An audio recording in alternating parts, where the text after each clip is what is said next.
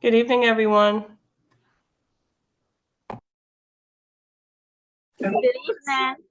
Here we go.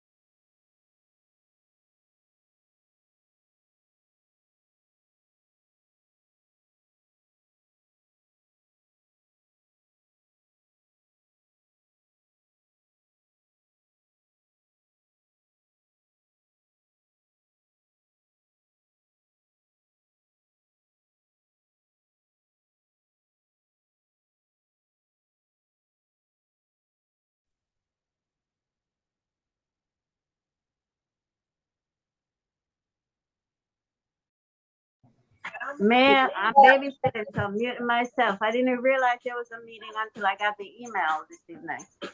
Understood. Not a problem. We're just All right. waiting for Suki to arrive. Thank you. Okay. Hi, everyone. I hope your Thanksgiving was great. This is Tara. Can anybody hear me? Yes, we can hear you. Thank you, Ms. Westerdahl. Good evening. Good evening.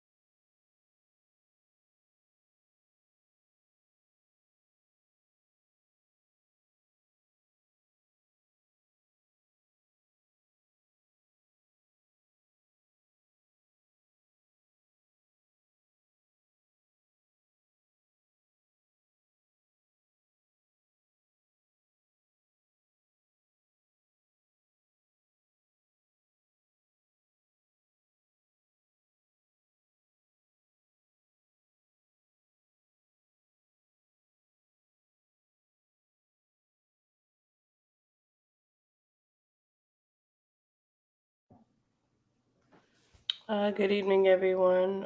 We should be getting shortly. We're just waiting for our chair to arrive. Thank you.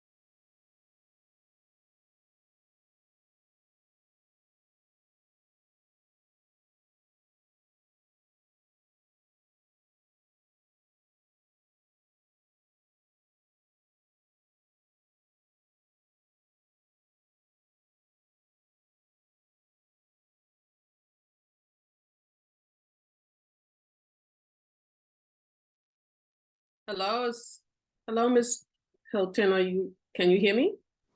Hey, Miss Boyd, how are you? Yes, I can hear you. We're just waiting for Suki to arrive. I'm reaching out to her now to see if she's perhaps encountering some technical issues because she's usually on time. So everyone just be patient and I'll be back momentarily. Thank you.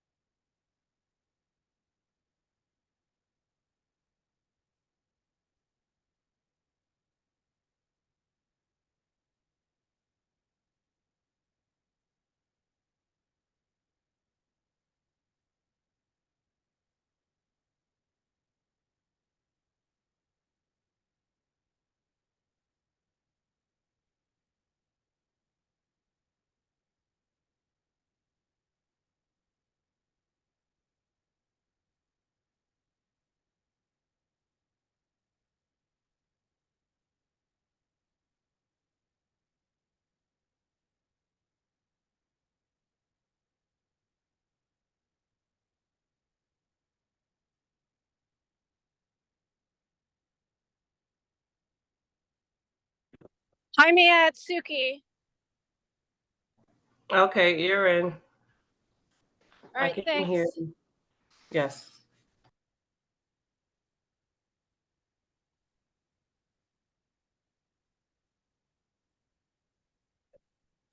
I'm not sure Okay. I what think you're. we're gonna, there's a couple of people that I don't see. 1, 2, 3, 4.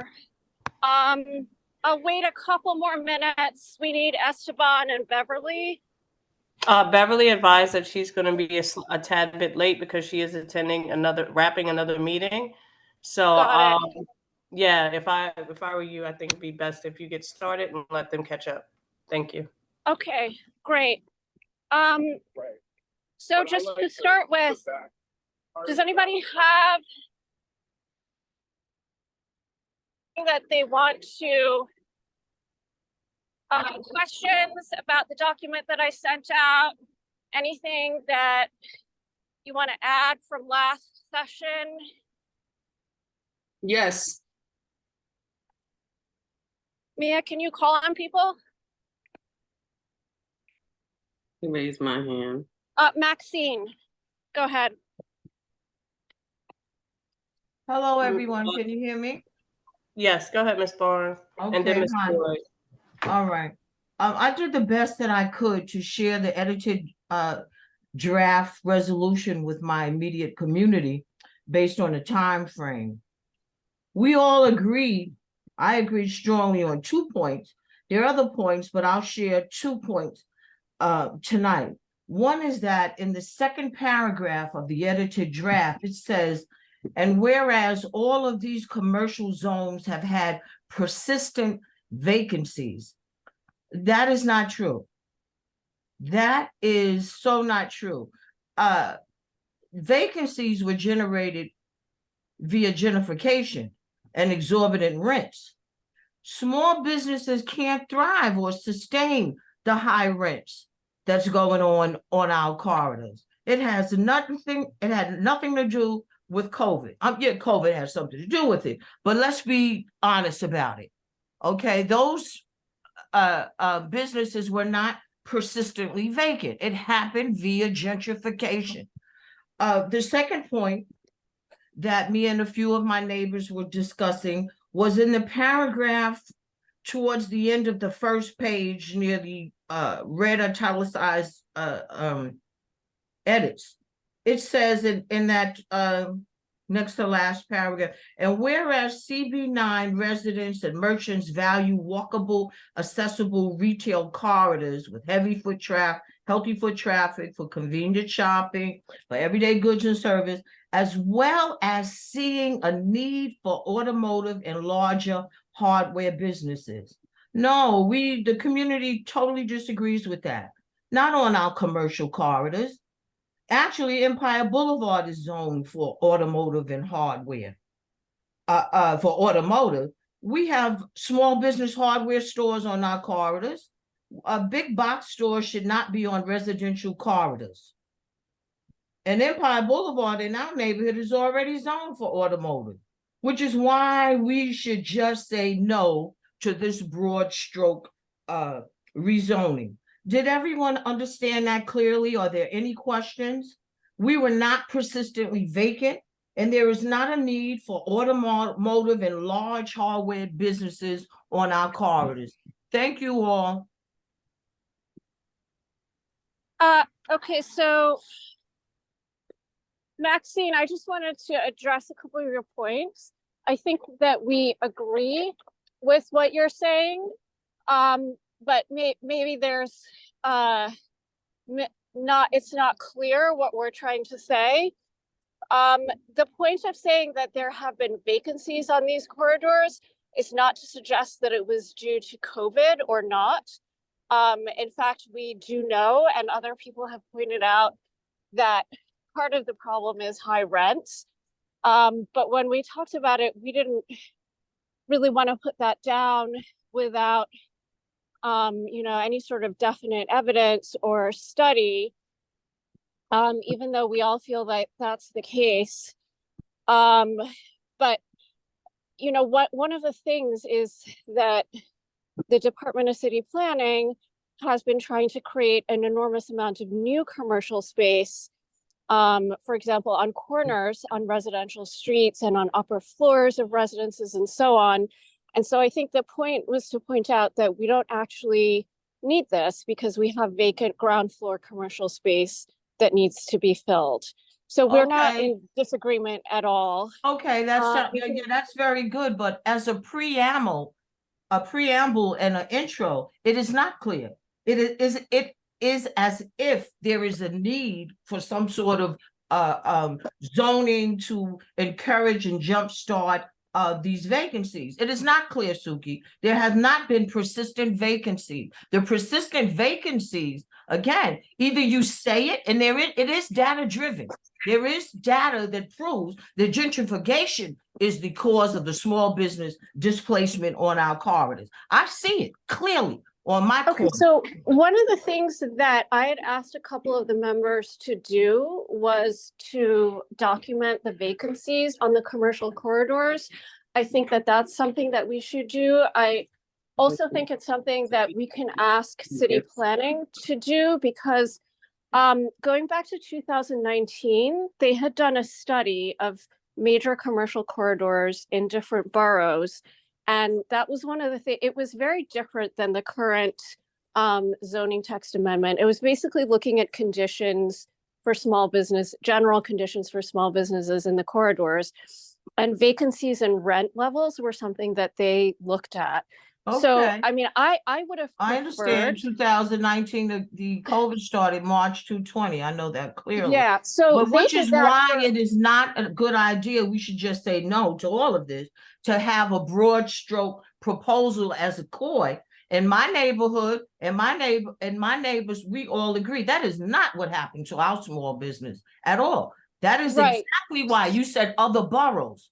Okay. So possibly it was in all the boroughs, but they didn't look at our commercial corridors. They looked at selected commercial corridors. So one thing I'm happy to add is to say that we think that we need DCP to look at causes of vacancies, including rents, or to document the vacancies over time, to look at rent levels and so on. That's something that I think that would make sense to add. If other people feel that as well, we can, the committee can vote on adding that language.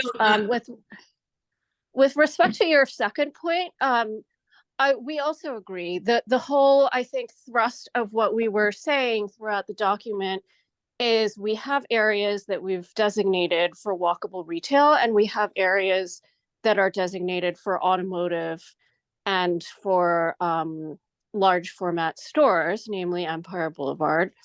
And so we don't think that it needs to be all mixed up. That doesn't make any sense. So the point was simply to say that we continue to value these things, and maybe we should say that we think that there need to be different areas, add that there need, that Yes, we think please, it's 'cause valuable it's to have not different clear. areas set aside.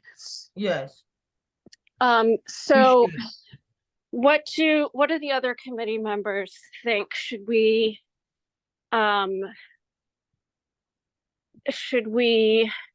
amend the language?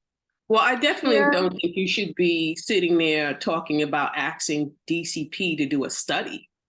I mean, I heard that from your mouth, Suki. I don't think that that is what anyone should be asking. DCP comes and does a study, they do a rezoning. So asking DCP to look at our commercial corridors and figure out why all of a sudden, and Maxine, I have to say that I saw a major emptying of our commercial corridors, especially on Empire Boulevard, when the rezoning was being proposed, before the major gentrification happened. The moment that developers thought that we were going to be in the midst of a rezoning application, which we were in 2014, Empire Boulevard just got emptied. I'm not talking about Nostrand Avenue, but Empire Boulevard got completely emptied out for that rezoning. And so to ask DCP to come in, I think that's a very dangerous request to ask DCP to come in and let me finish, Suki. Suki, you're interrupting me. You constantly tell people not to do that, but I see that you constantly do it. So I would strongly say that there should be no language in this resolution asking DCP for anything. It should be, as Maxine has said, a straight no. Yeah, you can sit there and say, oh, well, our quarter, we have empty apartments. Instead of talking about the longevity, you could just talk about the here and now. We have empty, there's a massive amount of empty commercial businesses all throughout our corridors. And there's no reason for us to allow even more commercial businesses to come in and take away from residential apartments. That's all. You don't have to talk about the history. You don't have to talk about the longevity. You don't have to do any of that. No, we already have a lot of vacancies, and we would just like to say no to that proposal. But we should not in any way be asking DCP for any assistance for anything, because we're opening up the door for rezoning, and that is not what we want in this community. Okay, so let me just answer that to say that the reason that I said persistent both before and after the pandemic was precisely to address what Maxine had said, that we don't think these vacancies are due to the pandemic. And we agree that possibly some of these vacancies are due to landlords anticipating redevelopment. That was something that Esteban had mentioned with respect to Franklin Avenue. And we actually put that in there, I think. Hold on a second, let me just take a look at this. But with respect to whether we want DCP to do this study or not, let me throw this back to the committee members. Has anyone had the chance to go through the corridors and count the vacancies and so on? Because if DCP is not doing this, somebody needs to do it. Of course we don't want DCP to do it, Suki. Come on now. Well, Maxine, I'm throwing this out to the committee members because I'd requested that people volunteer. I granted, my apologies. And who said that community needs is to be important done? too, not just you and committee, Suki. Ladies, let's. There's no issue with the discourse, but let's have a little bit of respect and use our raised hand functions. Thank you. Well, who says that we need to do that? I mean, what's so important about sitting there counting the amount of storefronts? I mean, really, why are we doing that? We have a proposal sitting in front of us. We need to be reacting to that proposal, not giving all this evidence. Come on. This was supposed to be done under DCP. DCP decided not to do it. They didn't bother doing it, so why should we now do it? I mean, what has that got to do with the resolution sitting in front of us that we now have to move forward with? You know, oh, we need to Because count. that's I mean, why? because as you noted, as we discussed over the past two sessions, the issue here is not the zoning, and the issue is not creating additional commercial space. It's filling the vacancies that we have, Yes, right? but everybody And knows that. I mean, Suki, okay, I don't know Elise, why can you we want can we everybody to do more can work we in order for us to just do this. is there Otherwise, let's anyone get else who DCP to wants do the work. to? One And we moment, Ms. Drake. agreed at our last meeting that we need to Hello. look at the vacancies. So is there anyone else that wants to speak on this issue? Does anyone else feel that we should document the vacancies or we should not? I mean, obviously DCP is suggesting that we need more commercial space or that we need to open up more choices for commercial space. And if we're saying that the opposite is true, we can either demand that they do a study or we can do it ourselves. Oh my God. No, Okay, the other right. option is not to do it at all. There's no Okay, two options guys, that you're you have to deciding raise to. your hands. Excuse me. I had I'm my sorry. hand raised. Ms. Boyd, I'm sorry. Deciding Nicola what's has had her hand up for 10 minutes. Could you just one moment, please? ridiculous. This woman and her. Nicola. Oh, we do it otherwise, we Okay. get DCP to do it. Come on. Okay. Nicola When- and then Beverly, please. When we started this discussion, it was a nice to have. It's like, oh, can people take a look? But the bottom line is, and I keep going back to this, that this is a citywide text amendment. It's not a text amendment specific to CB9. We wanted to justify some of our comments based on our experience here in CB9, but I don't know if it's worth going through the detail, because whether we use our experience, we had vacancies before COVID, we have even more after COVID due to gentrification, possibility of rezoning, a number of issues. That is the experience across the city now. There's more empty storefront space now than ever before. So while this might have started, these text amendments might have started a while ago, they're not dealing in the reality of what we have here in New York City. And I still stand on the fact that I don't think that this is necessary, this additional commercial space, which we've mentioned. I think we're getting, when I was looking at the document, there's a lot of detail in it, very specific to CB9, and a lot of, ideas of what could be.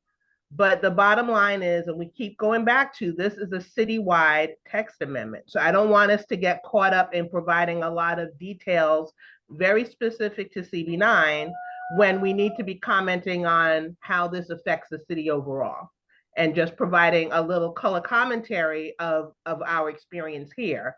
But otherwise, it's a yes or no. Do we support this or not for the overall city and the broad brush amendments that are being put forward? Okay, Beverly.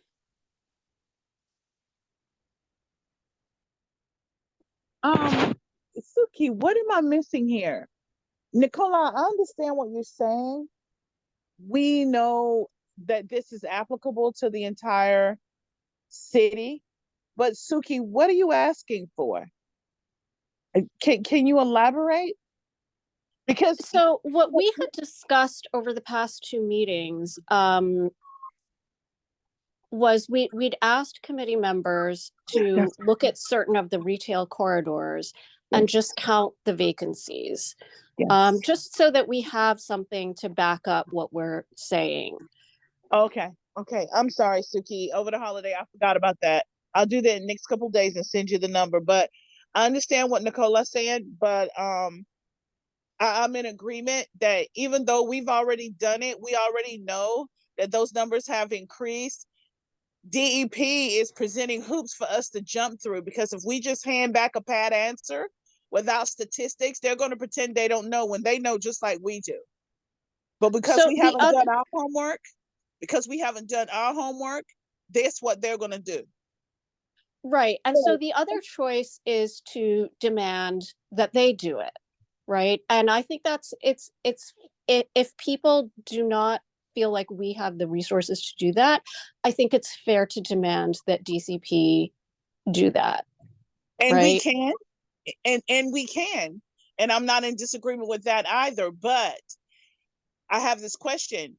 One, when they tell us that we've done it and we discovered this, that we could use more commercial spaces, then what? When we are in disagreement with that, then what? Right.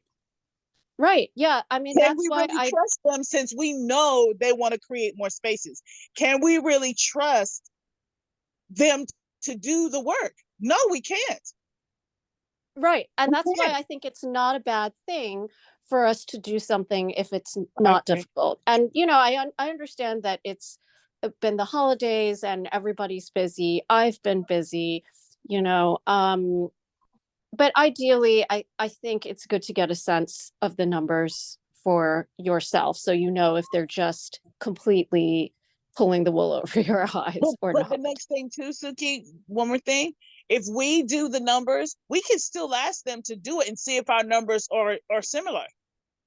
Yeah, We just absolutely. because we do it don't mean we Absolutely. can't ask them. But I think we should have something to measure by because we're asking Absolutely. DEP to do something and support us in something they clearly don't support us in. We wouldn't have the city of Yes in the first place. So Absolutely. so we're Yeah, I'd requesting agree. we're requesting them to do a citywide analysis, not an analysis of CB9. Yes. Okay. Well, but But I CB9 think should that look the I'm at not what citywide asking for a analysis, CB9 analysis, Suki. but I think the citywide analysis has to be district by district, right. right? Everybody Fine, but Because it's has to do their citywide. own. I'm not putting in a rezoning request for CB9.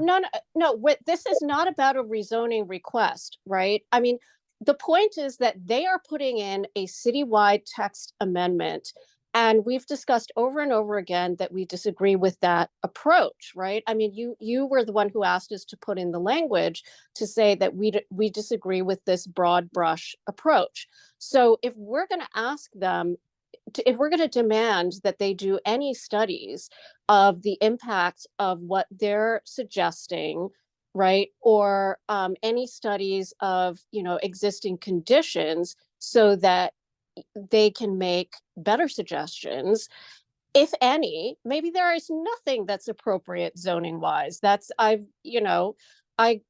am definitely behind that approach, that if there is nothing appropriate to do zoning wise, then you should do nothing. There are other things that can be done, right? But if you're going to ask them to do any sort of study, it does need to be district by district, because if you only do citywide numbers, what happens if the citywide numbers look completely different from what's going on here?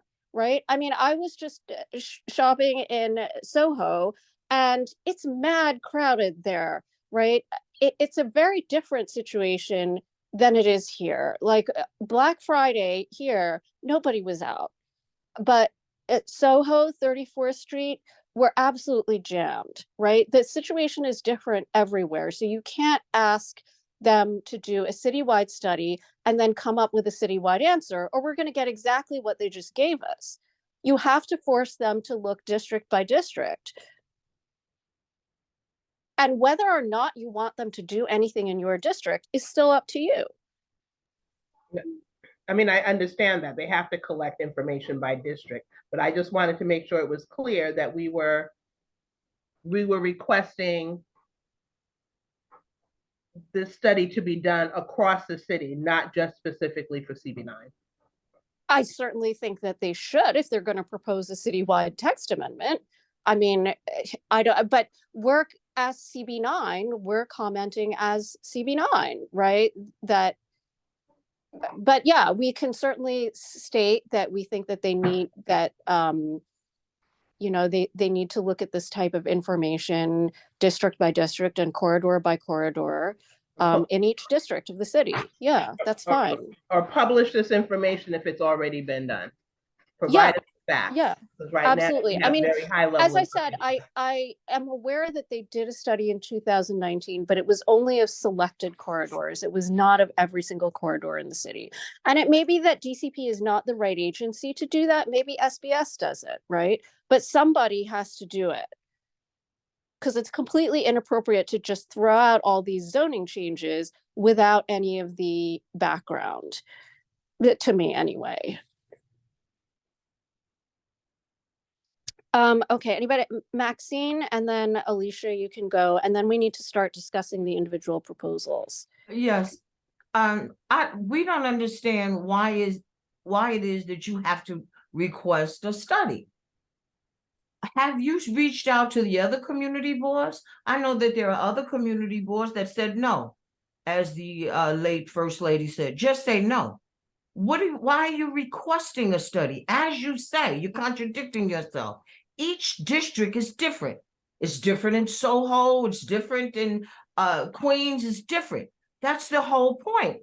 Why are you requesting that Department of City Planning do a study? No, we don't want them to do a study. The community doesn't. And I know I have to raise my hand and nobody's that interested in the community, but it is a community board and I am interested in the community and we all should be in our community. We all live here together. Why are we requesting a study? We don't want it. Beverly, do you So still in have answer your to the hand? question, did this board reach out to other community boards? Okay, Beverly, do you still have your hand up? Yes, I have two Okay. questions. Suki, is that something you plan to do, or do you want one of us to do it? I think that it should be part of the resolution. You know, we've requested at the end of the resolution that they need to do a full environmental impact study. No, I mean, I'm sorry to interrupt, Suki, but I mean, Yeah. reach out to the other boards and see what they've done. Oh, okay. Sorry. You know, we can definitely, yeah, we can either reach out to the other boards or we can take a look at their meetings and see Okay. what they passed. So my next some of question them may have passed resolutions already and some of them may not have. Has anybody seen, I was in Chelsea the other day. Did anybody see the turbines there sitting off the pier? No. Oh my And gosh. you know what I mean? The wind ones that you usually see out in the Midwest. Wow. There's No, one- I haven't seen them. Yeah. Send us a picture, Beverly. Oh, now no, it's I'll try to zoom in and Okay. see where it was. But yes, we went to an event over there and I was looking out the window. It's over near the water and there's one of the big wheels like in the Midwest. And we all have seen, I'm hoping we've all seen, the zoning that we're talking about includes areas to get those. Part of the part of the zoning that they're wanting to change is to change it to place those in areas like Red Hook. I happen to see this one in Chelsea, but they want to place one in Red Hook off the water. So, wow. and somebody said, I was speaking to a developer and he was saying that some of them, the blades, when you look at them up close, because we used to see them on TV, when you look at them close, they said the blades are really long to be in urban areas. But when you read that zoning thing, there is a zoning, I don't know what the name of it is, but the change in the zoning in some areas will include that. And I specifically remember reading one of them being over near Red Hook. And I was wondering how are they going to do it when the boats are coming in? There's a ship comes in over there.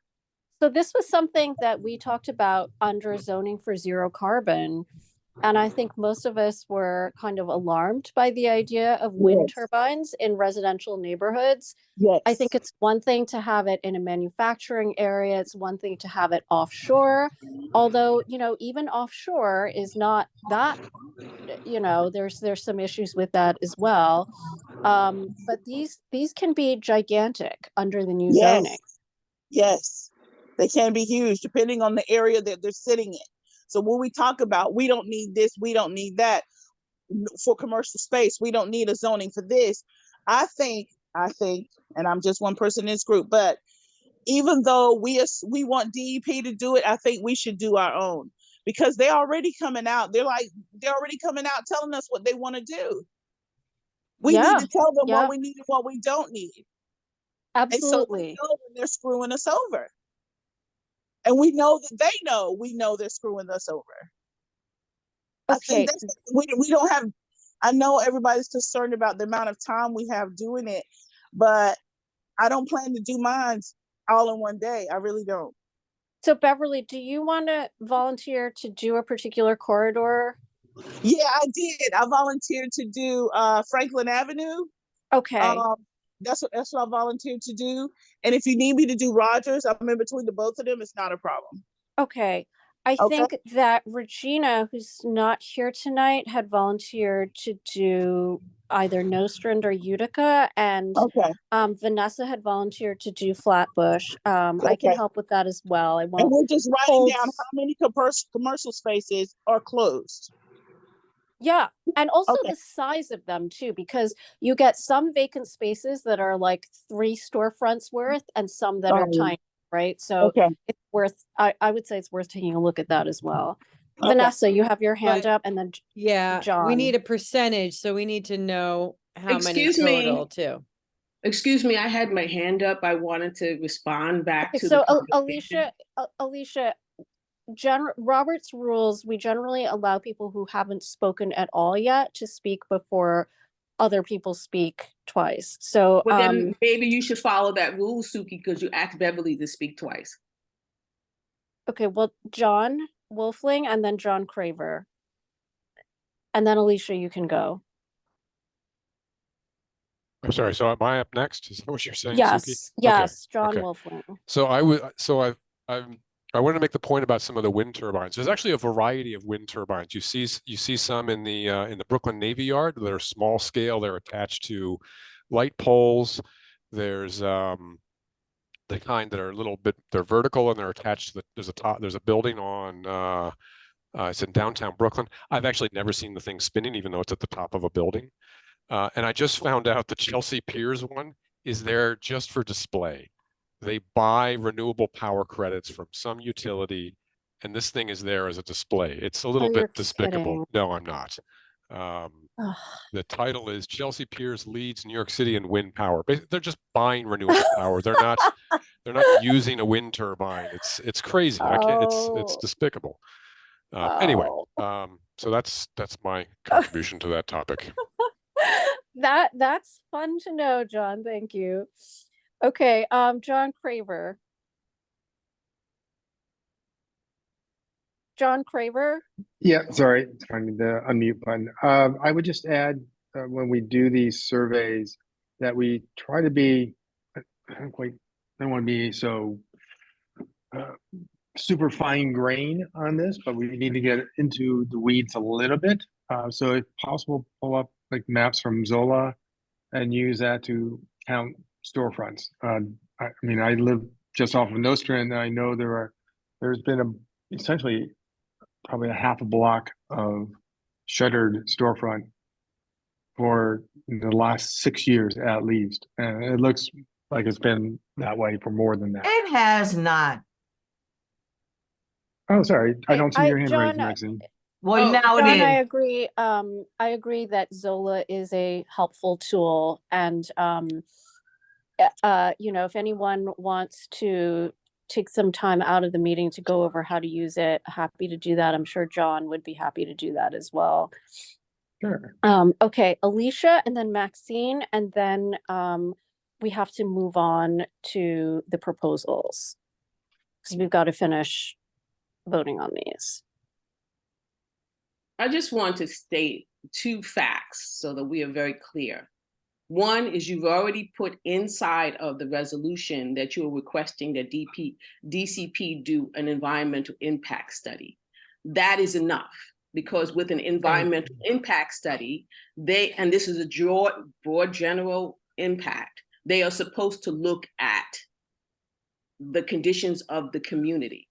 2, under the housing opportunity, they are already doing an EIS, and yet they're still not doing the EIS, the environmental impact study, district by district.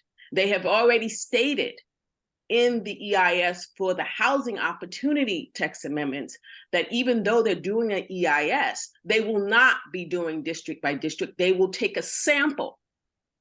They will take several samples several districts, only several districts, and they will claim that those districts now apply to everything else.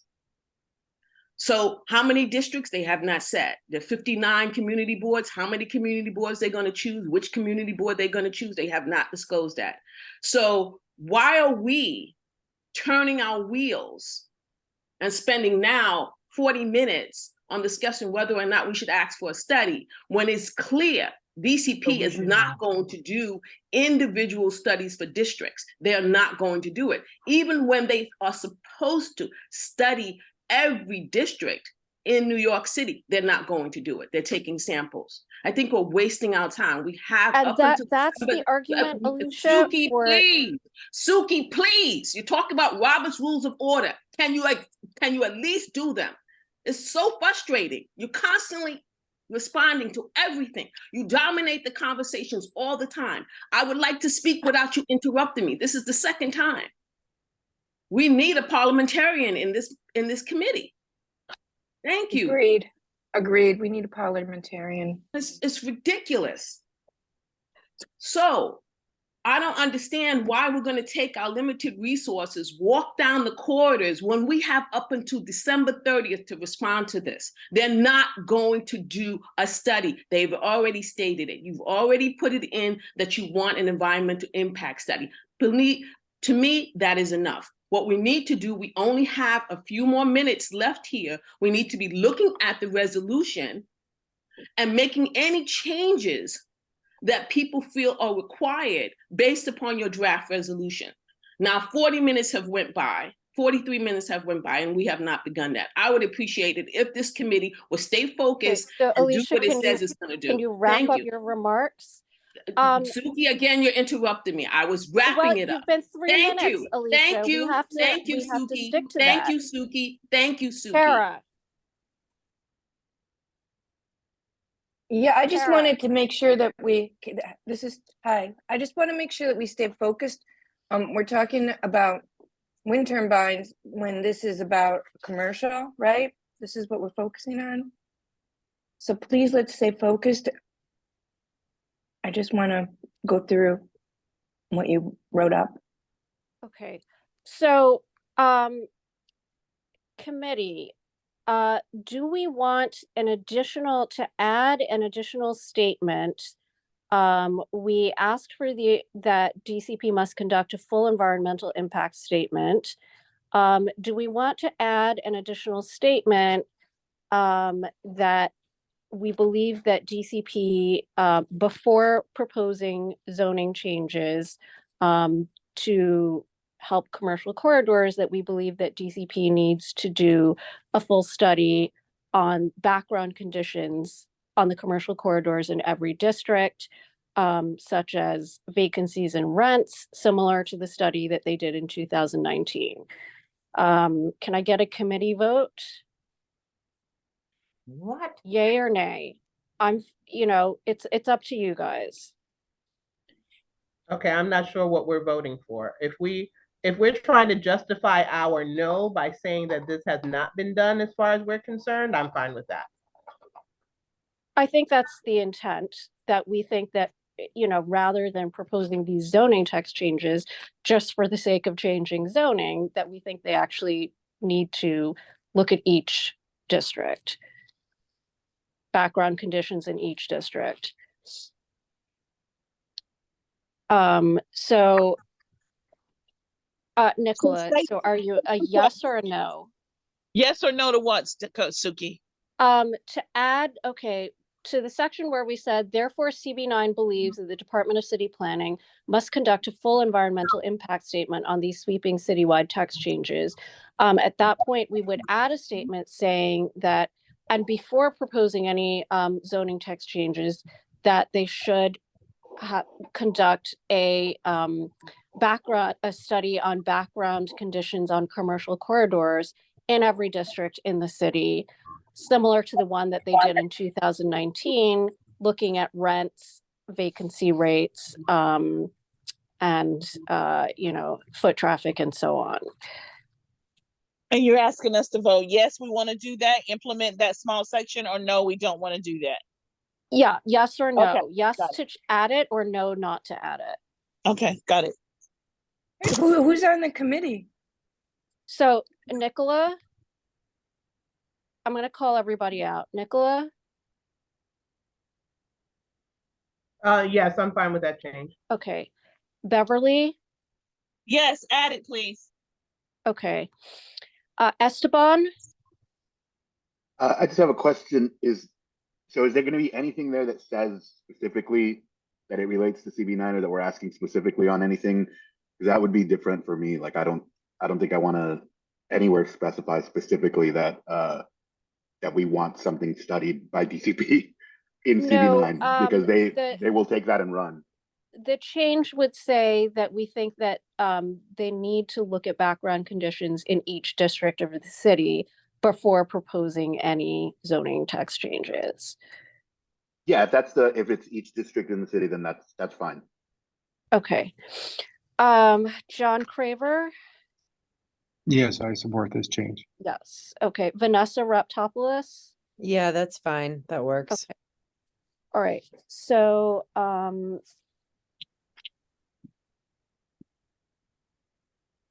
and now we need to move on to the proposals. So we got through 2, 9, 13.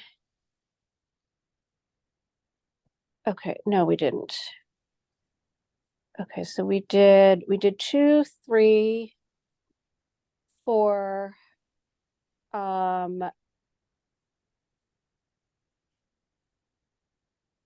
We did not talk about 6 and 7 yet. I'm going to leave those till the end. Okay, 8, the dancing and live music. So we started talking about this, but we didn't have a quorum. Committee, are you ready to vote on this? I know that some people believed that we should just say no, and some people were okay with a special permit. And let me just say that currently there is a special permit in C2, C4, and C6 districts for dancing for venues with over 200 persons. But not for venues with under 200 persons and not in the C1 and C8 districts. So where are people on this one? Are we ready to vote? Do we need to talk about it more? If we take a I have vote, a question. I thought I'm looking at it. We're talking about proposal 7. Just want to make sure I'm looking at the right thing. 8. 8.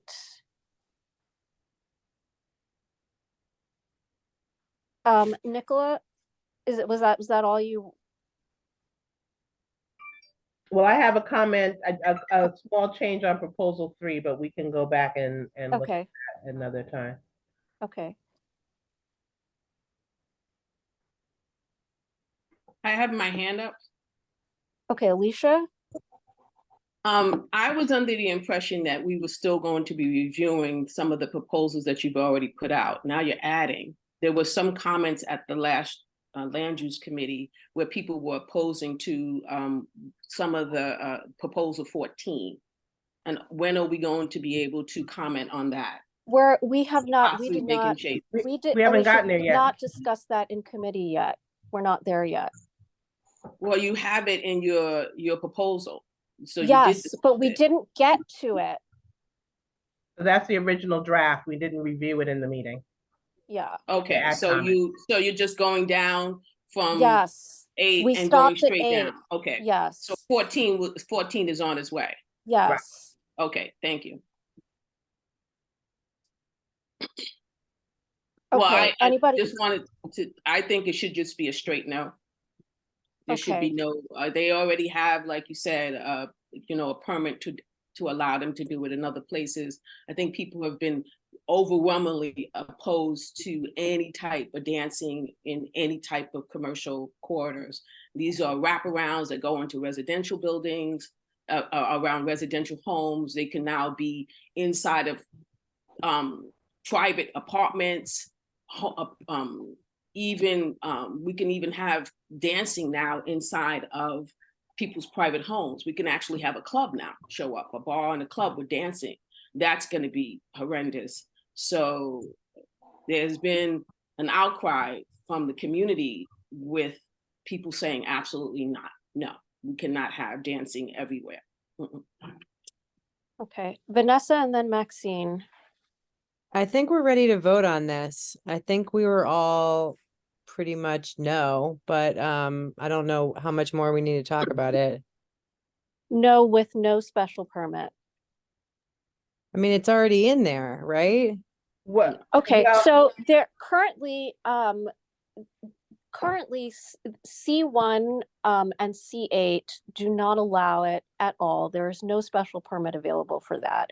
In C2, which we have on some of our corridors, portions of Rogers and Nostrand are C2, and maybe portions of Franklin. Just In for clarity, C2 C8s do allow it. Suki. It's Empire Boulevard. no, It's a C8 too. Yes, it is. It's a C8 no, too. it's only the special permit only exists for C2, C4, and C6. Right, but And C8 does allow M1, it. it's as of right in M1. So it's as of And right only in C8, one section Suki. of our district. C8s. No, not as of That's right in true. C8. It is an as of right, but I'm not going to argue with you. It's an not- as of right. It is Any not type of business right. can exist in a C8. Any type of Yeah, business. she's right. I She's think right, that's what 'cause you have in your document. Thank you. No. It is Right. C8s. It's on Empire. We have them all the time. We have nightclubs on Empire all the time. There's no With accent. dancing, lots of dancing on Empire. Yes. They were C8s are allowed every type of business in New York City, including Roller Ferris. skating too. Dancing, roller skating. skating, bars. Alicia, it is only as of right in manufacturing districts. This is the Okay, I'm whole not gonna- point of this amendment. It's It's okay. only as of right in manufacturing. Okay, It's you know allowed by everything. special. Exactly. It's okay. It's okay. All right, let me flip this the other way around. Do you want it to be as of right in C8? It is as of right in C8. It's not what I want, Suki. I know Okay. my corridor is behind me. I live behind Empire Boulevard. I would know Well, that. they're zoning. probably illegal. No, I they're know at not least one of them illegal. was We've shut down. had No. parties and we've had clubs on Empire Boulevard for decades. It is not illegal. But I'm not going to argue this. I say no to the amendment. Jeez. Let's just move forward. Okay. Anyone else?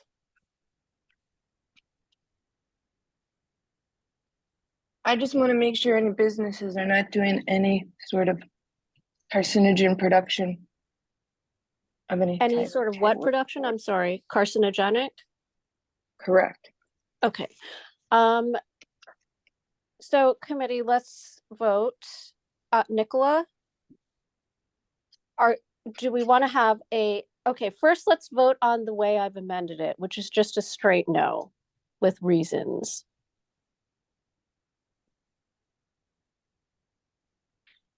This is proposal 8 or proposal 9? Proposal 8.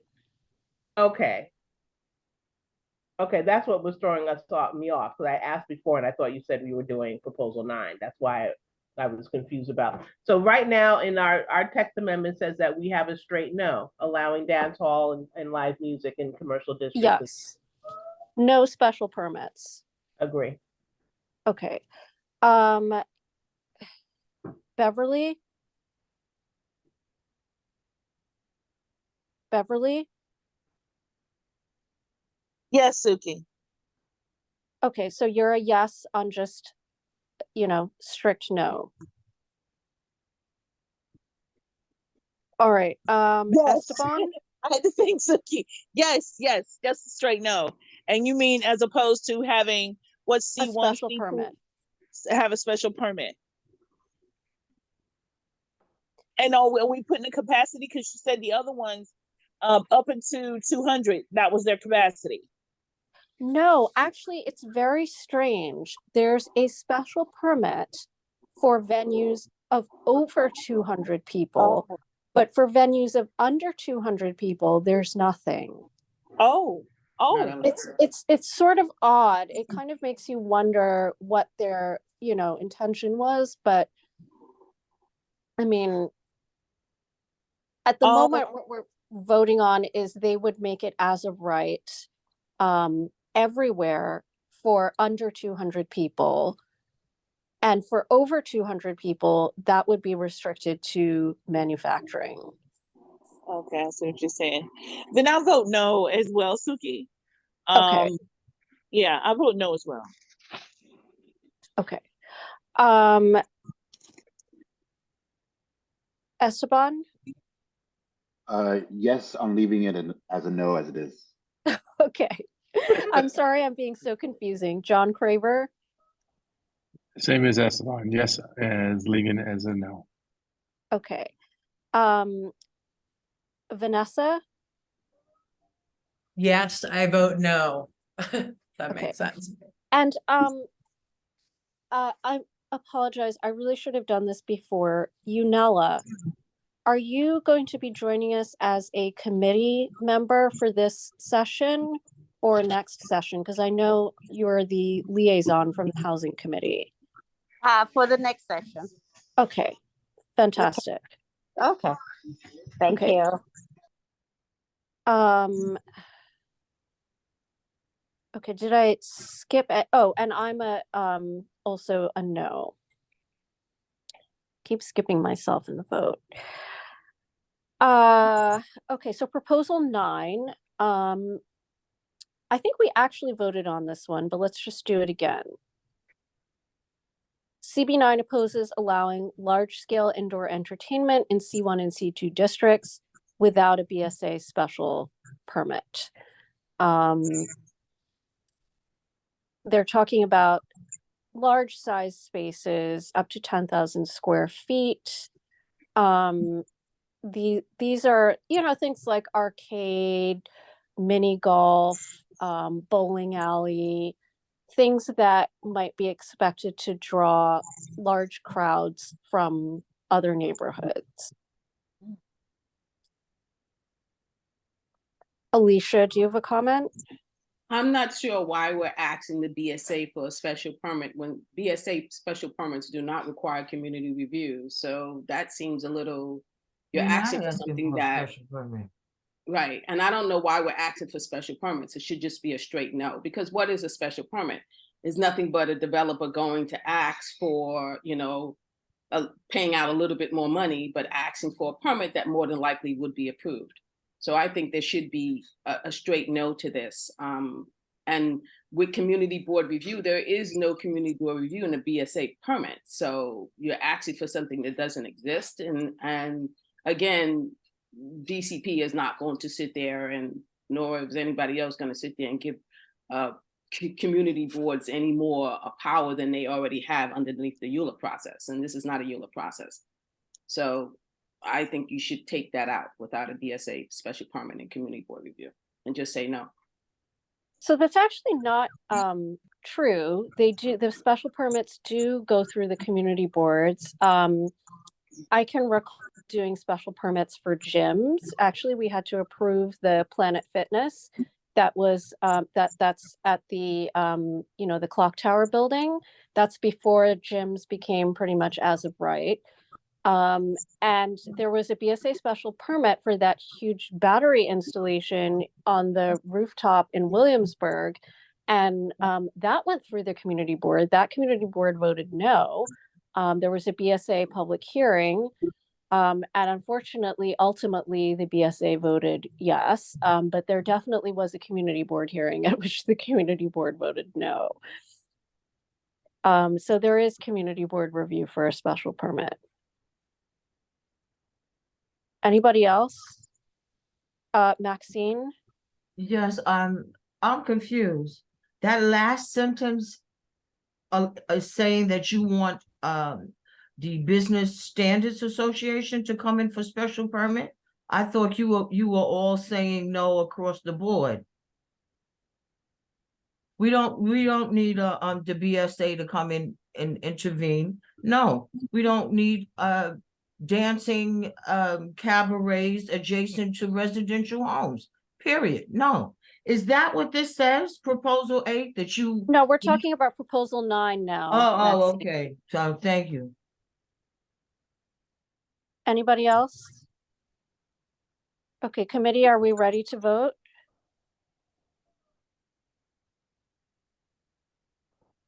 Nicola? Yes.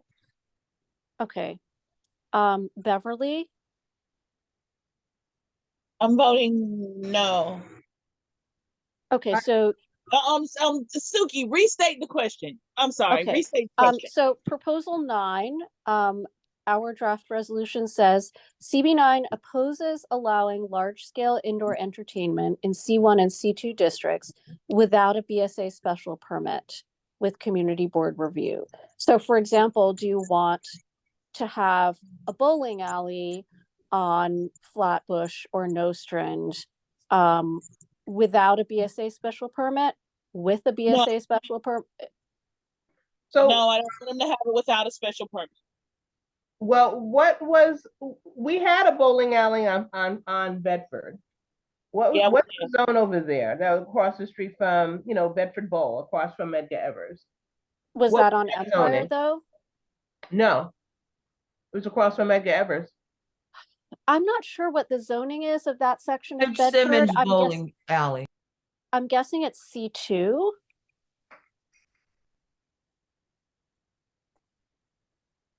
Okay. There so was maybe definitely a wasn't bowling alley there. Yeah, then maybe it wasn't considered large scale entertainment back then. I still say no. I say no too. I vote no. Okay, so I guess what I'm asking is, are we in support of this draft resolution, or do we want something different? I'm not Yes. I'm not in support of the BSA special permit with community review. Okay. So let me go back then. Beverly, what's your vote? Are you in support of a BSA special permit or not? Or do you just not want any of this? I would like a special permit for anyone who wants to throw dances and stuff in those zones, regardless. We're not talking about dancing now. We're on large scale indoor entertainment. So it's things like 9. bowling alleys and arcades and mini golf and stuff like that. I think arcade and bowling alley because you can have a small arcade. I think that's what's throwing us off.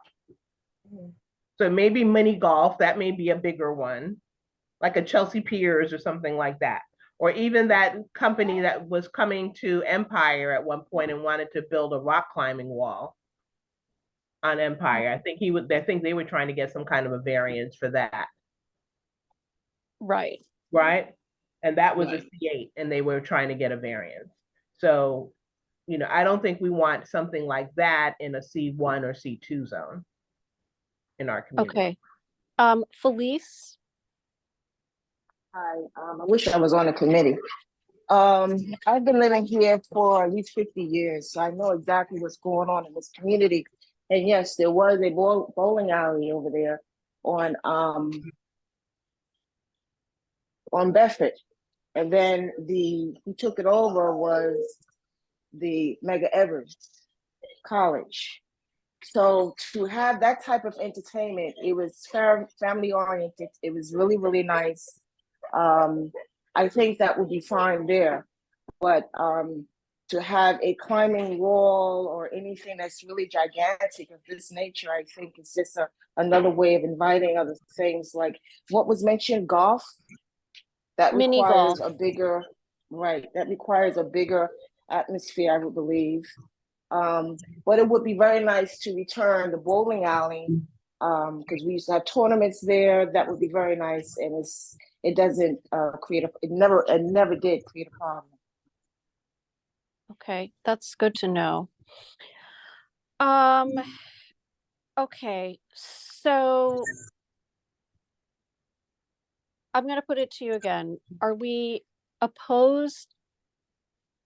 Okay, my resolution suggests that, okay, what city planning wants is to have the large scale indoor entertainment as of right. I'm proposing that we do it only with a special permit. So let's start at the top again. Beverly, are you in favor of my proposal, or would you suggest something different? Say no to people who want to put dancing in those spaces. No, we're not talking Only- about Not dancing. talking dancing. Well, I think the challenge that we have, if we're gonna start adding our own, then we're turning it from a no to a yes with conditions. So there's no with But conditions. but guys, aren't we saying no to anything outside of what the entity was built for? No. For proposal 9, it's what they had was allowing large scale entertainment in C1 and C2 districts. That's their As proposal. of right, with no As condition. of right. And so we're saying, no, we don't want that as of right. Now, Suki's trying to add something to say, oh, but you could have a BSA review. That's not what they proposed. So Right. if we're sticking to their proposal, then we're voting no to what they Okay, proposed. so are we a no or a yes with conditions, I guess is what it is. Right. Because like I'm in agreement with Felice that it could work in some places where we have a C1 and a C2 if there's parking, if it's a large enough space, if it's not next to somebody's house, because these things can be noisy and there has to be noise, sound insulation and so on.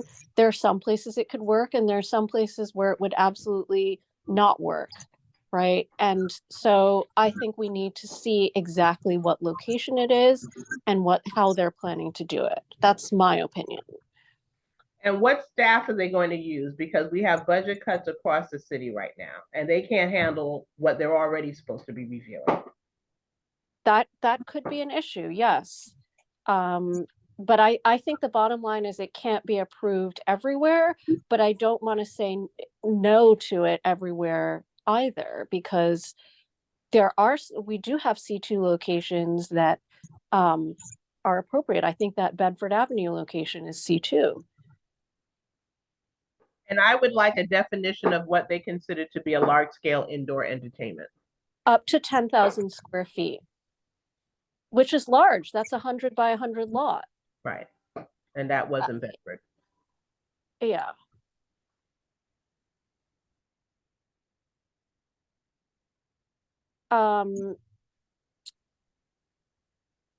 But may I Okay, interject that we have to have parking? We have to insist yes. on parking. I agree. Okay. I agree completely, Felice. I think that these small storefronts on Flatbush and Rogers are completely inappropriate. But if you have larger spaces on some of the C2 corridors, that might be fine, and it has a parking lot. Like I think there's one parking lot near Medgar Evers that's a C2, and that would be fine. But the point is I don't want it to be right. I want it to come before us and for us to see what location it is and how they're doing it. This is what she wants. I'm sorry, what did somebody say? But I go back to that's not what they have proposed. And It's I'm not. just concerned about we're saying yes with conditions, and they would say, okay, well, no, we don't agree with your conditions, but we'll take your yes.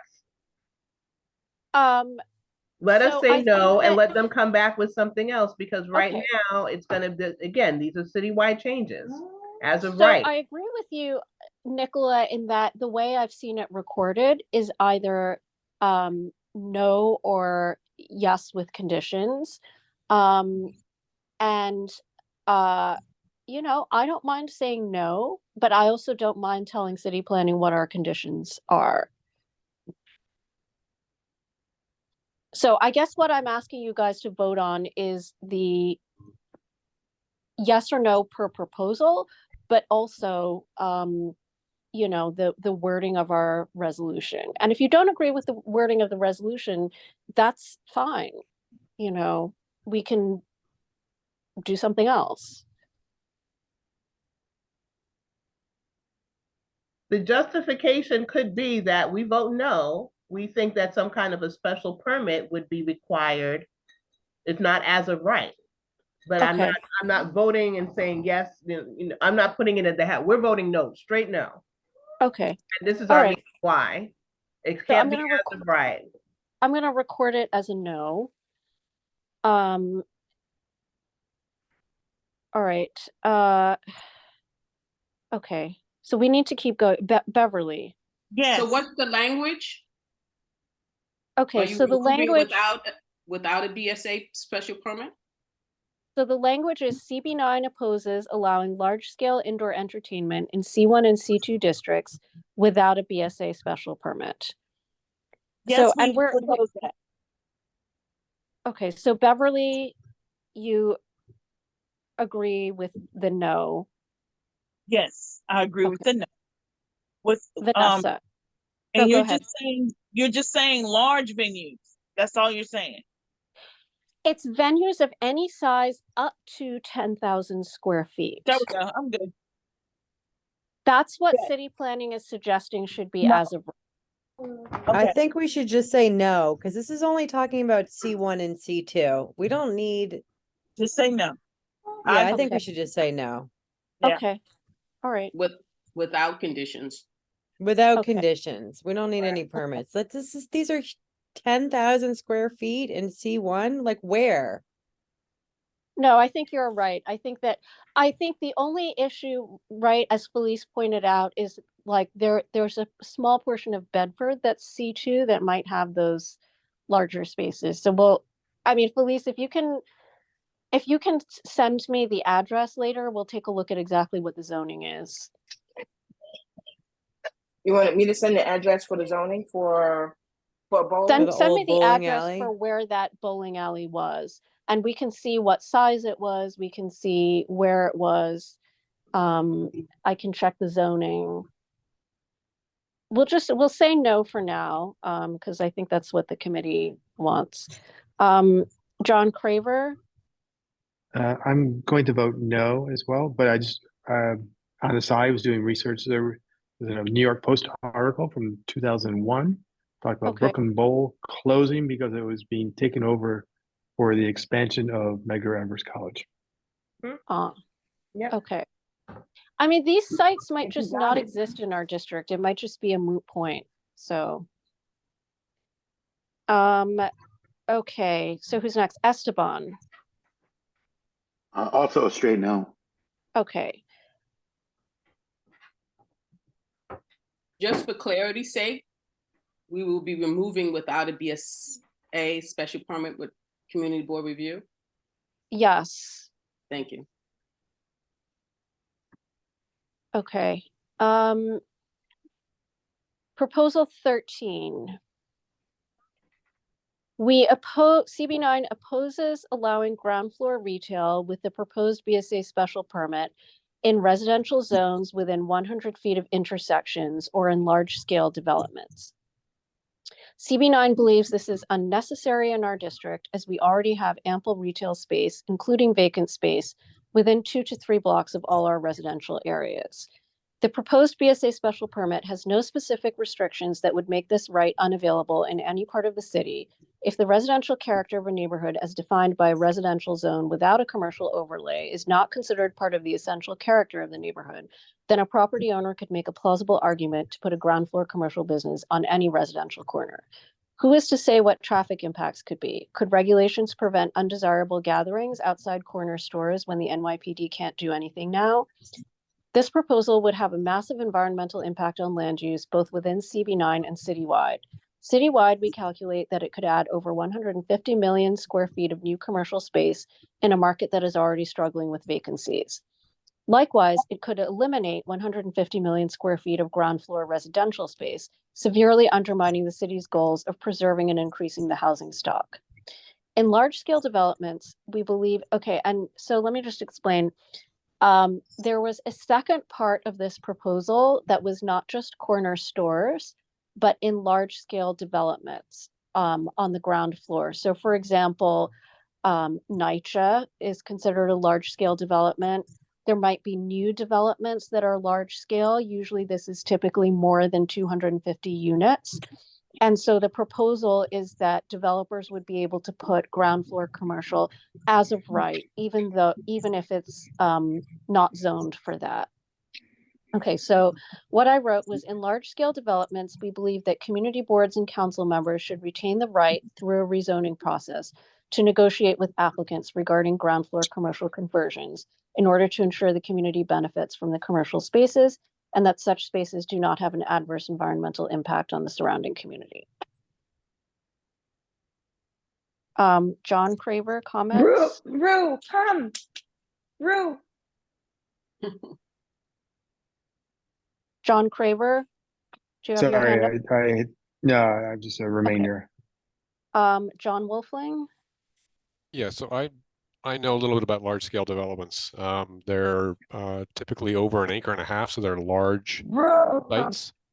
And they usually go to the community boards to get any sort of approval. Come. It's a city planning. Tara, you may want to mute yourself. Sorry about that. So the community board does get a chance to review a large scale development. So I don't think you need to ask for that. Well, but the proposal is specifically to have it be as of right, if it's not as of right. There is a mechanism in the large scale development text that says that up to 2% of the total floor area can be commercial. So that may qualify as an as of right amount. You know what? Write what you want. I'm gonna. Is that?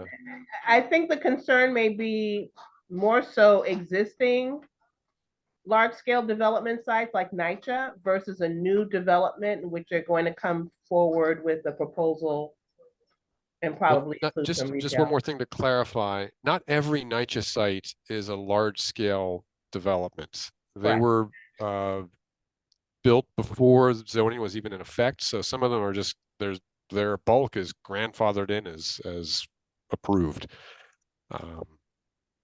So there's no guarantee that asking for this is going to get you the opportunity to review NYCHA changes on NYCHA campuses. Okay, no, I think that's very helpful information, John, the part about the up to 2%. But so that kind of begs the question why we need this if it's allowed anyway, right? Up to 2%. Maybe it's anything above the 2% that they want to permit to happen. I guess the point that maybe I'm trying to make obliquely, or maybe I didn't start knowing what point I want to make, is that if it's 2.5%, 3%, what's the big deal? If it's 10%, you know, maybe there's a role, but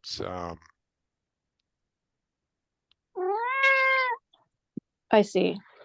I don't know if your cat was agreeing with me or not. I think she wants dinner. Okay, any other comments, Alicia? I think you are stating that you want to retain the right. That's the language in there. So you're not asking for anything. You're just stating that whatever right that we currently have, that we retain, we keep that right. And obviously, if this proposal does not get approved, we will retain that right.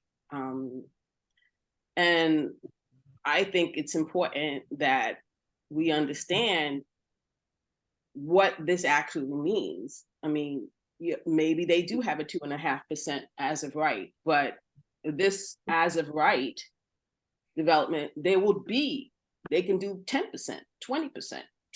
Before you know it, you got a residential building that has 5 stories of commercial right in the midst of a residential community. So this is a very scary proposal, especially because there's no parameters around the percentage of commercial that they can now include in a large retail space. I mean, in a large residential space. So I think that there should just be a straight no, because but if you wanted to add in large scale developments, we would fine. I don't know if that's an ask, so that needs to be clear. Is that an ask, or you just basically saying? No, this is what we're saying, that because the second part of this kind of corner stores proposal was about large scale developments. So I was suggesting that our position should be that we not permit this as of right, that we should require them to rezone. Or as John is suggesting, to ask for extra above the 2%. Well, that's a rezoning, and they would have to still do that through a rezoning. Yeah. From my understanding. I think this is a very dangerous proposal to allow developers to just be able to build a residential building in the midst of a residential community and then be allowed to build as much commercial space as they choose as of right. That's dangerous. Okay, so it sounds like we should vote separately on these two proposals, the corner stores and the large scale developments. So let's start at the top. Beverly? A point of clarification. Yeah, Nicola?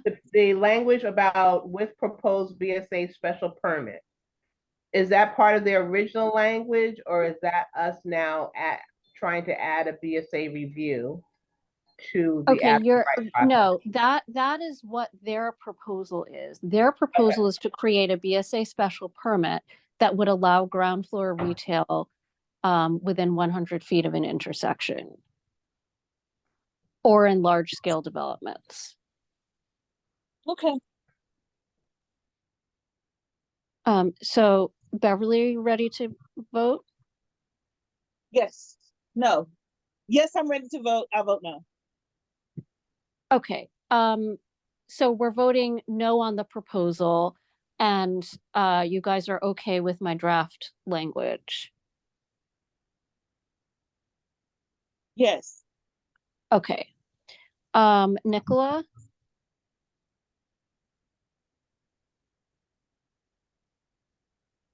Nicola? I vote no on the proposal. I'm taking another look at the language. Okay. I just think it's a lot. I just think that Okay. they're very text heavy. I don't know if the people, they're gonna read all of it. Yeah, we may ultimately have to condense this significantly. Esteban? Same as Nicola. I think the language is okay, but yeah, we might want to just chop it up a little bit. Okay. John Craver? I'm going to vote no. Okay. And Vanessa Raptopoulos?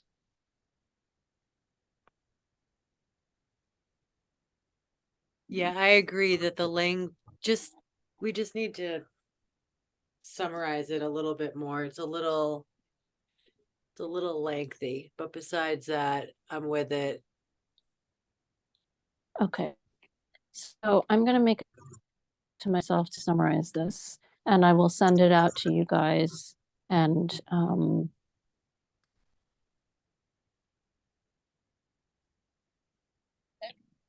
okay, so do we want to vote separately on the large scale development portion of it, which, as John pointed out, is basically an issue of allowing them to do more than the 2%?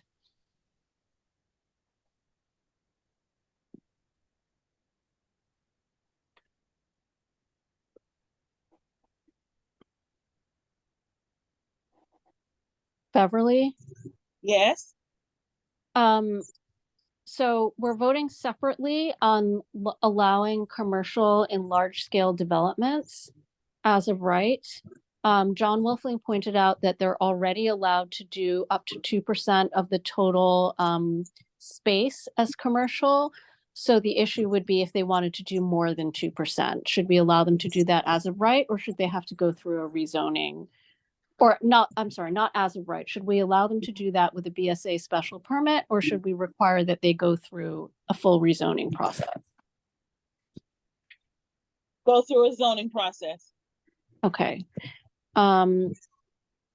Esteban, Yeah, also rezoning process. okay. John Craver, Yes, same here. The rezoning would be required. and Nicola Cox.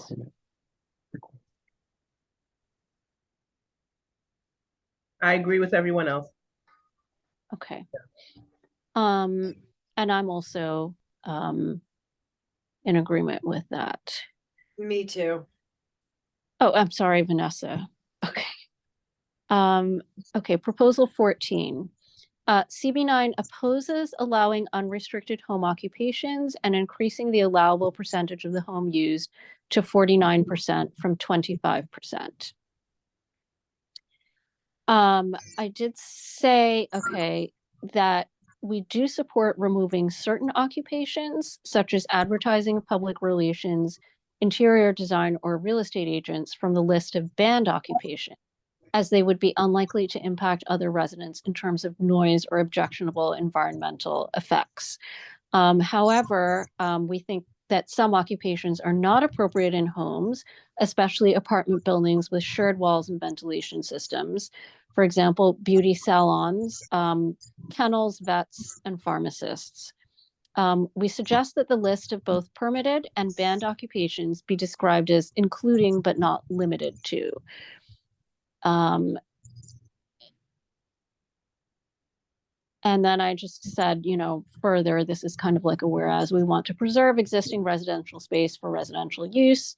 And we're concerned that expanding the allowable percentage of space to be used for commercial activities will squeeze out families who need larger apartments and lower income tenants who cannot pay as much as commercial business.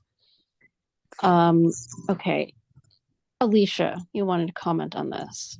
Well, first you didn't include all the other changes, so that bothers me. And it seems like you're only looking at the 49 from the 25% to the 49, but there were two other major issues in this proposal. The one was changing the definition to a small business. And that's a major, major shift and change that will allow a person, it's a one person business currently. Home occupation is only one person. Now you're changing it to 3 people, and you're changing the definition into a small business. This changes the scope and the dynamics of this. And that's a really major issue. And yet you have not put it in this proposal. You're kind of just selecting the 49 to 25, and you're not talking about changing of the definition to a small business and allowing additional employees. So for example, and this is the problem, you now have a small business. Well, look at our major corridors. Most of our major corridors normally have less than 3 employees. So you can have, let's say, a hardware store open up. You can have a bar open up. You can have a dance studio open up. You can have anything that's almost on the ground floor of right now, you know, be inside of people's homes. That's major, and yet I don't see that. So I think that your proposal should change or should add, you know, you say no to, you know, making it small businesses, and you say no to the definition changing. I also don't think that you should be, and again, it looks like a yes with conditions, or we suggest, you know, including but not limited to. I think that the existing businesses that cannot exist inside of apartment buildings are very valid. You know, beauty salons that cause a lot of chemicals, cause a lot of air, cause a lot of ventilation, you know, could be very damaging to the residents. And yet inside the existing regulations, you can't retrofit your space to accommodate that business. So on the one hand, you're going to allow the business to enter into an apartment building, but you're not going to allow the apartment dweller to retrofit that business. Okay, so who's going to monitor that? the moment that somebody decides to do a beauty parlor inside their building? Who's going to monitor that? And secondly, which is I think the most important issue, is that because only 49% of the business of your space is a business, 51% is residential. So all the rights that a residential person has will prevail. So that means is that the city could not just come into your apartment without your permission. They would have to get a court order in order to come in and inspect your space. So guess how that's going to work, you know, with a popping up of all these businesses that you know will not be adhering to the law. You know that, you know, automatically that's not going to happen. So I think you need to change your proposal 14, add not only the 49 from 25, but changing the definition to a small business and allowing 3 employees to be in that business. I think that's a reasonable point. There was some debate about this in our last committee meeting, which is why I left it out. Does anyone else have comments?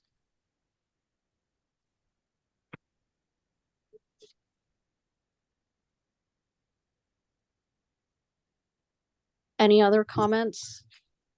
Should we let there be no, 2 thank you. people?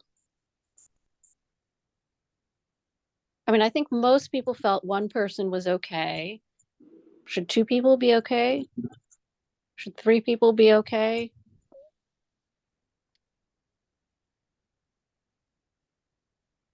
No, Anybody? 1 is enough. Okay. Anybody else? Our business people, Vanessa? I think it's fine to leave residential as it is. Yeah.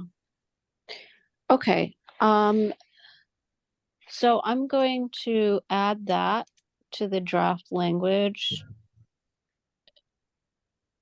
Yeah, I think that we also need to be aware that street level businesses are so important to our community. And when those are empty, it gives this feeling of despair all over the city. And I don't really think that this district has all that much, but I do notice that a lot more when I'm in Manhattan, in particular neighborhoods there. There's a lot of desolation without storefronts being occupied. And I feel like we're doing pretty good, you know, and through COVID, honestly, that I've seen a lot of new businesses open, you know. Yeah, so So I think sorry, are you finished, Tara? that's just the point I wanted to make is I feel like these second story, these extras is going to move businesses away from the main corridors, which we need, which makes a community. Does that make sense? Yeah, no, I agree. And I think that the one point in favor of home occupations that Regina had raised, she isn't here tonight, but the last meeting she'd raised it, is that offices are expensive. And when you're just starting out, you know, as whatever, an insurance agent or a real estate agent or something, maybe you do want to be able to work from home. And I think that's a reasonable point.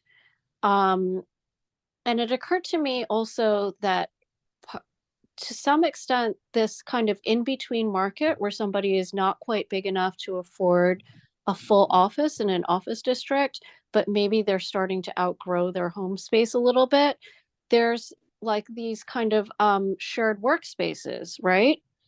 So there's that's an option.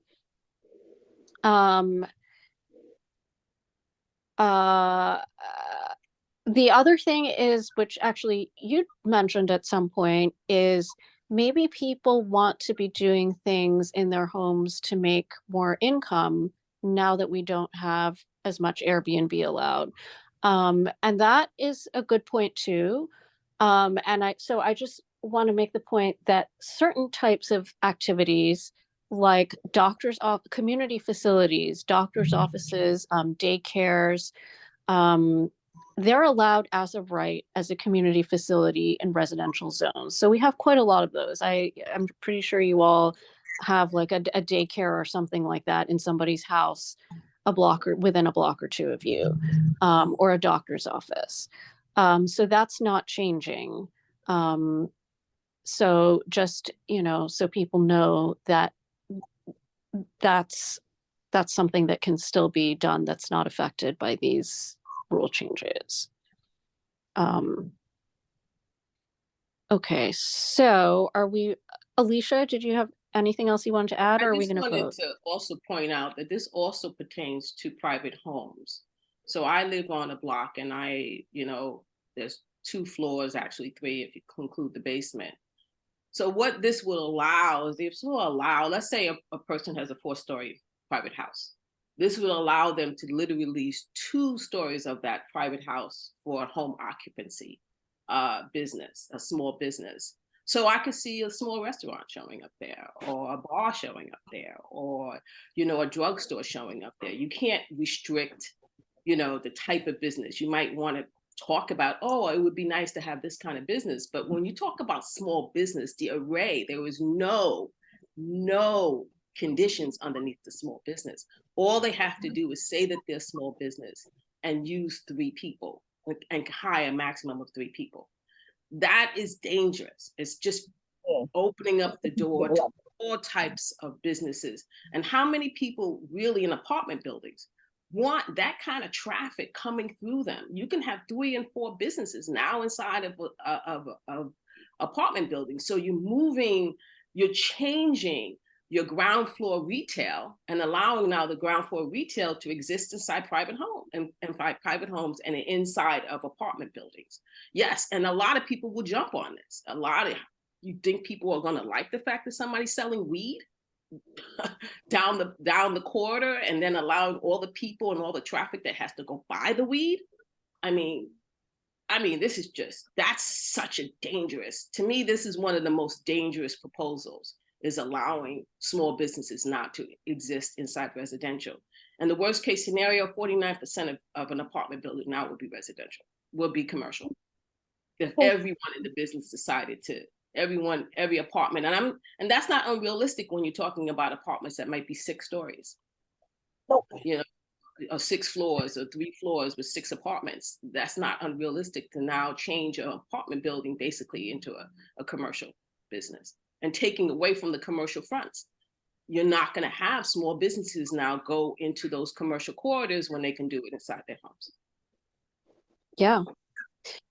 Okay, so committee, are we ready to vote? Beverly? Yes. So that's a no to city planning's proposal, yes to our draft language. Yes to our draft language, please. Okay. Esteban? Just for clarification, are you adding the definition? Yes, we are. And the 3 employees. Okay. We're adding that we oppose the 1 to 3 employees increase. And the definition of small business? Where does that come in? I didn't see that. Yeah, it's in there. It's in the proposal. Trust me, I've been through this. It says it's changing the definition. It's in the definition section of the proposal up at the top. And it's changing the definition from a home occupancy that just is an accessory use to a small business. And that's really, really dangerous because a small business can be anything. And all it says is small business. So that's the term. So okay, that's fine. We can add that as well. Yeah. Okay. So Esteban. Yes, with that added language about the definition of business. Okay. John Craver. Same yes with the added language. Okay. Nicola Cox. Nicola. Okay, we'll. I agree. I'm not on my normal computer, so it's throwing me off. Okay. All right. I agree with everyone else. Yes, with the changes. Okay, Vanessa. Yeah, I agree with everybody else. Okay, and I'm also in agreement. So moving on to proposal 16, CB9 oppose it. My draft language says CB9 opposes allowing wholesale and storage businesses in C1 and C2 retail districts. We believe there is ample vacant space within C82 and M1 areas in our district for such uses, which would also harm the walkable retail character of the C1 and C2 areas.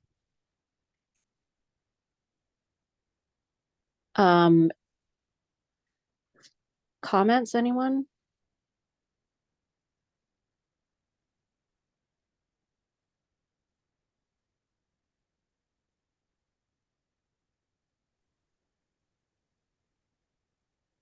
Comments?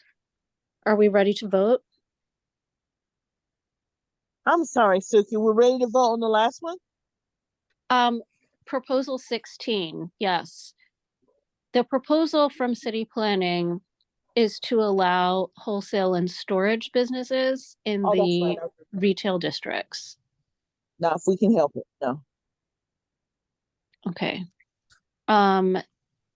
So your vote is no. Vanessa? My vote is no. Okay. Esteban? Are we, I didn't hear how the question was phrased. Okay, so I guess we're voting on whether to allow wholesale and storage businesses in the C1 and C2 retail districts. I mean, the way that city planning kind of phrased it was, you know, like micro distribution and, you know, like smaller wholesale establishments, that type of thing, like basically like micro distribution warehouses type of thing. But essentially, it's wholesale and storage. Yeah, I mean, I think what we've got here on the draft is fine. right. Yeah. Okay. John Craver? I agree with everyone else, but yeah, I oppose this as well. Okay. Nicola Cox? I agree with the language in the proposal, in the referendum. Vanessa? Is this on 16 or we're on 17? Yes, we're talking about 16 now. Oh, I thought I already voted on that. Yeah, no, I'm I sorry. agree. Yeah. Okay. And I'm also in agreement. Okay, now we're up to 17. So CB9 opposes allowing auto service uses in C1 through C7 retail districts. CB9 believes there is ample vacant space within C82 and M1 areas in our district for such uses, which would also harm the walkable retail character of the C1 and C2 areas and introduce adverse environmental impacts on nearby residences. Any discussion? Anybody? Nope. Okay, we ready to vote? Yep. Okay, Beverly. Yep. Okay, Vanessa. I agree. No auto services. Esteban. Yeah, I agree with how it's written. Nicola. I agree. John Craver. I agree as well. And I'm also in agreement. Okay, so now we're up to other things that we didn't discuss yet. And I'm going to start with some of the things that I think are the most important. So there's a new special permit that would allow transient hotels in C1 and C2 overlay districts with an underlying, you know, that means there's an underlying residential component. So my concern is this is going to give landlords an incentive to convert permanent residential housing into short-term hotels or to build hotels instead of housing with the ground floor retail. And that would seem to, you know, again, undermine the city's goals of creating and preserving residential housing. So in the C8 and M1 areas, there's already a special permit for transient hotels. There are various conditions on it, like won't negatively affect the further development of the surrounding area.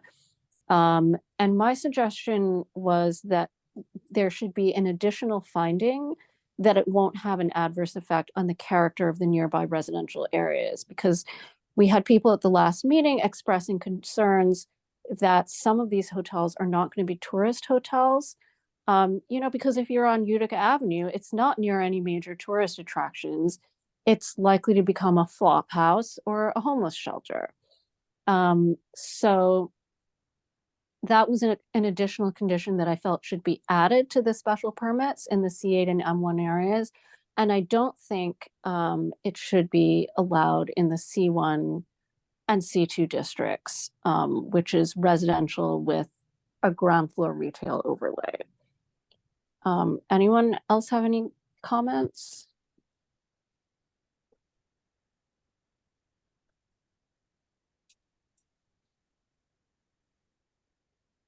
Anybody? When you say, I'm sorry, Suki. When you started reading it, I knew how I felt, but when you got to the end, you said, our resolution is saying we don't want it. No, we don't want a special permit that would allow hotels in C1 and C2 overlay districts. Okay, because they could end up using them as fair. Okay, we don't want the resolution. Okay, we don't. All right.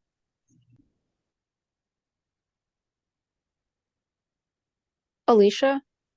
I'm not sure if you are addressing the reclassification groups, but I think you should mention the fact that it's very dangerous when you're removing the manufacturing groups, the groups 17 and 18, and then merging them with all of the 10 use groups, and thus allowing a lot of businesses that currently are restricted into manufacturing zones now to be allowed inside of commercial zones. I think that's a really dangerous thing for you to be merging. And I don't see that particular rationale for the reclassification of use groups. So I think that you should state somewhere in the reclassification of use groups that you oppose group 17 and group 18, which are manufacturing businesses, to now merge inside of the new use groups, and then be allowed into commercial districts with some prevailing restrictions, but those restrictions require, again, the city agencies to ensure that they are followed. I don't think you should be allowing, for example, sugar refineries inside of commercial businesses, but they will now be allowed as of right. And then it would be up to the public. So let's be clear about that. It would be up to the public to ensure that the city is monitoring these businesses that used to only reside in manufacturing districts. So I think this should be saying, so specifically that you object to the merging of group 17 and group 18, which are manufacturing businesses, now to merge into the commercial corridors. We can definitely add that to the discussion on proposal 18. We're just not there yet. We're talking about the special permit on transient hotels. I looked at it. I didn't see you specifically talk about the merging of those groups. Yeah, we're not there yet. We're not there yet. Really? I don't see it here. Alicia, we're not there yet. Does anyone have any comments on the transient hotels? Excuse me, you said you're not there yet. I don't see it here at all, so I'm a little confused. So aren't we doing proposal 18? No, I skipped to the transient hotels because I said I want to deal with the things that I think are going to be the biggest impact first, because it's 8:49, and people are going to start dropping off. Following, okay, so you're not even following. I'm not following the order. No. Okay. Okay. I apologize if that wasn't clear. Okay. So now, this special permit, what proposal does this fall under? So this is something that was jammed in at the end under a whole long list of special permits. I don't think it particularly falls into any of the proposals. It was not actually mentioned in any of the public presentations. And this is what really stinks about all of these zoning text amendments. They have these lovely surprises waiting for you in the zoning text. But it's there. It's called 74-152. It's a new City Planning Commission, not BSA, City Planning Commission special permit.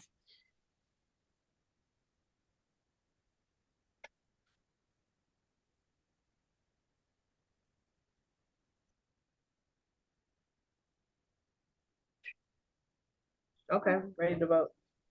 Okay. So Nicola, I agree with the language. We don't want this special permit. Beverly,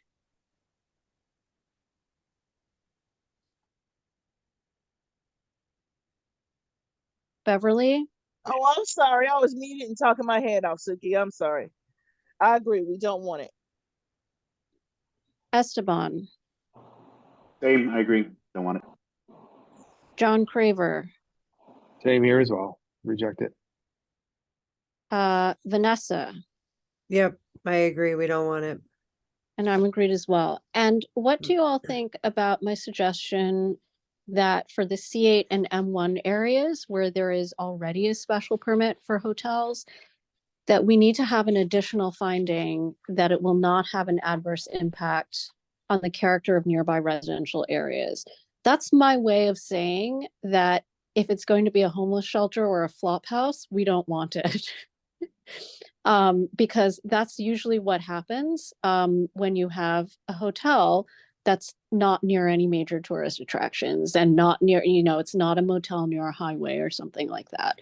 Somebody was complaining last time about Hotel Utica. And so, yeah, I mean, there might be other ways to say that as well, but, you know, that was my attempt to sort of address that concern from the community. Well, as far as what's happening now, there's a hotel going up on Empire. There was a residential building that went up on Rogers and Bedford on the corner, and that was turned into basically housing. I wouldn't necessarily call it a flop house, but it's just turned into, housing for transient housing, basically. And the hotel that's going up is supposed to be a bougie hotel. I suspect that's going to be more of the same. I think that landlords and people that build these types of housing at the moment are able to profit much more from having those types of housing rather than having residential units. So I'm in favor of permanent residential housing and decreasing the amount of this type of housing that's allowed, because the profitability is so much more so that they're not creating housing. And that's how people stabilize, right? Is by having permanent affordable housing. Should we disallow a special permit for hotels in C8 and M1? Because they're not really designed for that, to be honest, right? I mean, really, it's like your C4 and C6 that where you at these major kind of like downtown commercial areas where you would expect the hotels to be.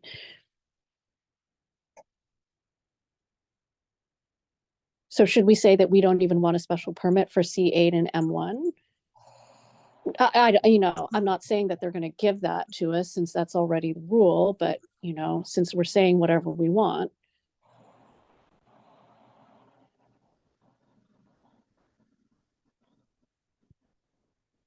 Anybody else want to comment on this issue of special permits for hotels in the C8 and M1 areas? No, because I don't think you should. I think we should leave it the way we have it. And if they have issue, they'll come back and engage. But trying to do everything now, no, it's okay. I don't Okay, have anything. I'm sorry. so just Yeah, I leave think that. we should stay focused. Okay, that's a good point. I will eliminate that section then. Okay. Now there are a bunch of special permits. 74-161, 74-181, 74-191, and 74-211 that would allow the modification of all of the size restrictions, environmental standards, enclosure restrictions, geographic limitations, or other limitations that were imposed on retail and service uses on large-scale amusements and micro-distribution facilities under their proposed rules. So you recall, as Alicia said, they're basically merging all of the commercial uses, and they're retaining some, kind of weak size restrictions and some performance standards and so on. But all of these can be removed by special permit, under these special permits that were thrown in at the end. So I think, if we opposed the merging of the uses in the first place, of course we oppose these special permits that would remove any weak remaining restrictions that they have. But this just goes to show you how unserious they are about protecting the public. Anybody have any comments? When you say they, who are you referring to? DP? This is DCP. DCP. So they put in some restrictions, which, we think are too weak. But then right at the end, they threw in that, oh, you can also get around any of our new restrictions.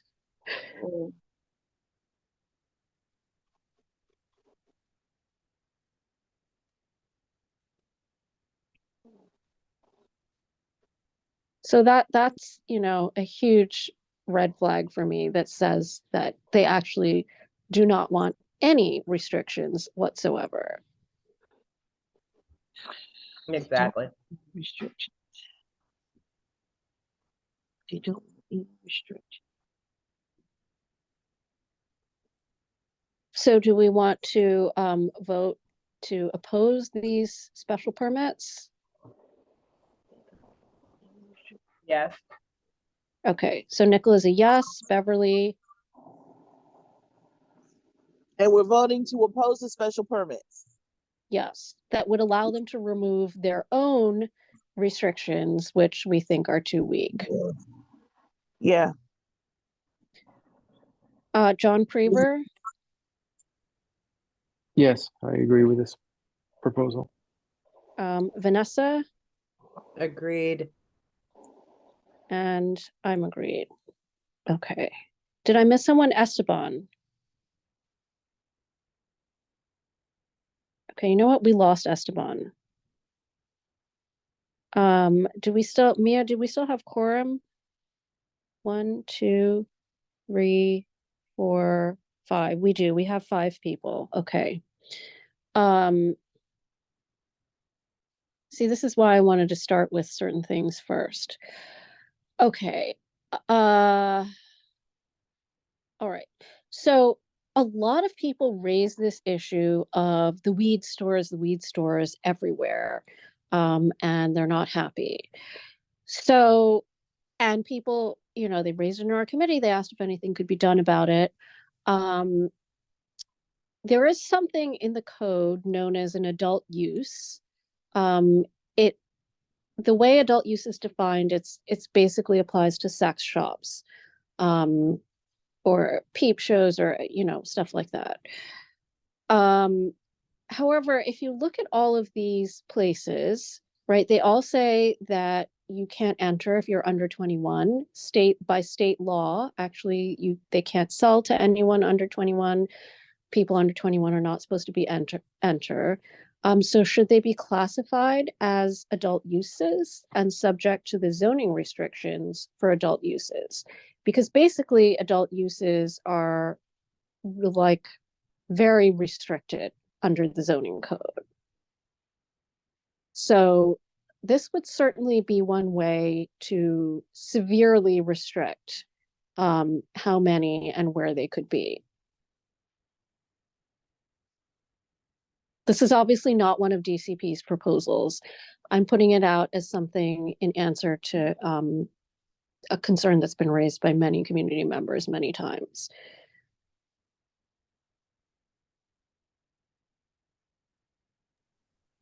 I think we need to keep this separate from our comments on City of Yes then. Okay. I mean, we can definitely, have a separate, should we have like a separate sheet with our own proposals? I mean, we can even just send it separately as a suggestion to them. But I want to get a sense of like what people think. Because we've all tried to get enforcement to shut down the illegal shops, and it's not working. Nobody's doing anything, right? And they're all over.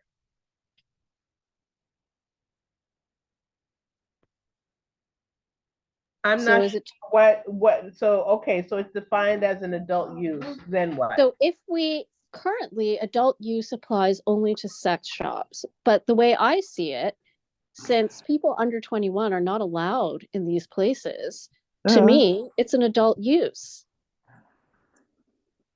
and should be restricted as such. I mean, adult uses are very restricted in the zoning code. You probably, not since the bad old days of Times Square, you probably have not seen a sex shop.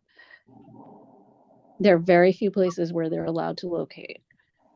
But what does this have to do with the City of It Yes has stuff? Isn't nothing this- to do with City of Yes. This is a community proposal on commercial issues that I'm suggesting in answer, because we've had several people come and raise this issue and say, can we do something about this? So this is my suggestion. Let's table this until, let's finish with City of Yes, and then we can deal with this since we have a deadline on the Okay. proposals, and we still have Okay. a couple other things. Fair Yeah, I enough. agree. Okay.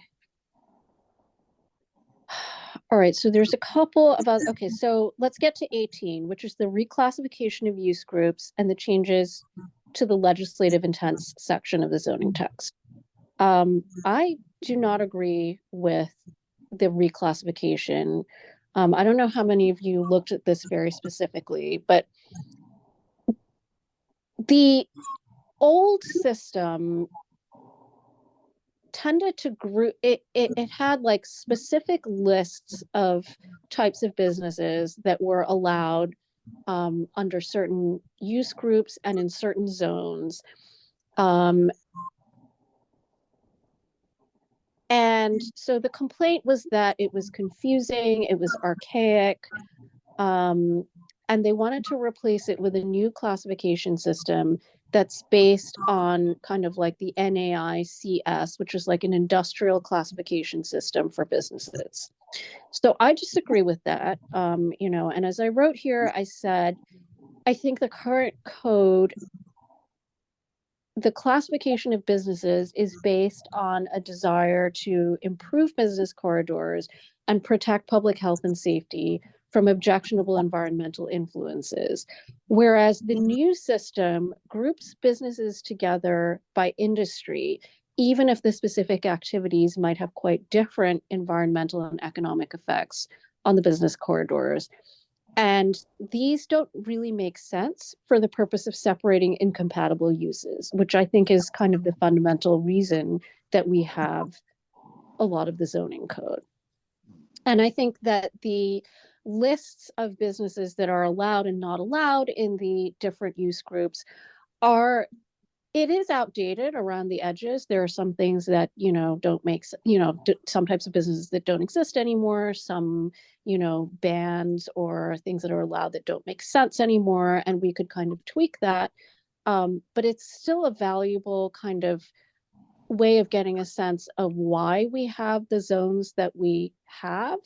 And this goes to what Alicia was saying about the merging of groups 17 and 18, which is allowing manufacturing activities that are much more dangerous into the M1 areas. And so I think like basically the new code tries to be all neat and clean, but they're really not looking at the actual effects that these different types of industries have on our environment. They just want to classify it, kind of neatly, based on, oh, this is all one type of industry. Sugar is food processing, so we'll put all the food processing together, but not all food processing is the same. A bakery is not the same as a sugar refinery, as Alicia pointed out. So, you know, I'm just basically opposed to the whole thing. I think it's completely unnecessary. That's my comment. I'll stop there. Anybody else? I agree. I think that removing, they're just blurring the lines and basically getting rid of the zones at this point. We Anybody need wanna manufacturing zones for a reason. Anybody want to speak in favor of this? I mean, maybe, you know, maybe there was a reason for this.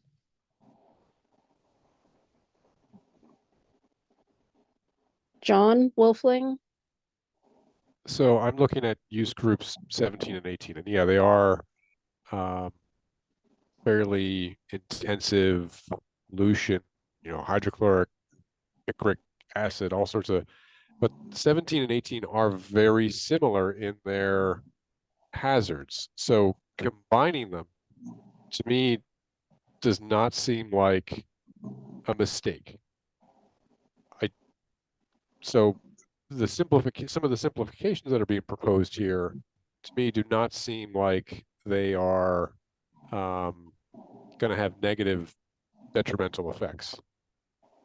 So I think this process that you've been going through, looking at each proposal, is a good one, but just looking at 17 and 18, the similarities between the two of them, I think, merit combining those two into one simplified use group. Okay. Anyone else?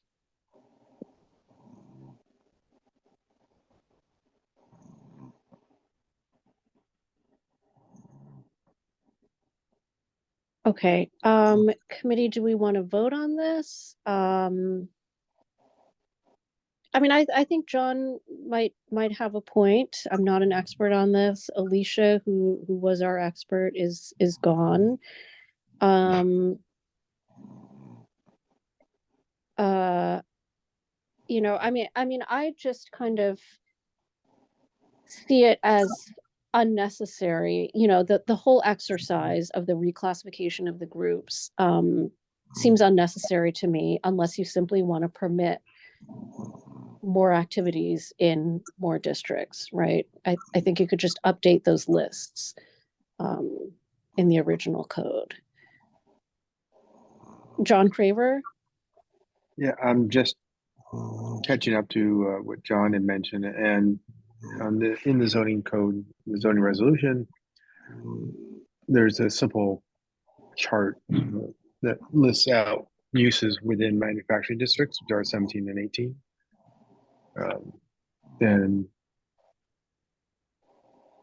in 17, it's M1, M2, M3, and in 18, it's only M3. So M3 is already in use group 17. So Okay. I need to dive into it a little bit more. I wonder if there's an area restriction within use group 17 that's not in 18, something like that.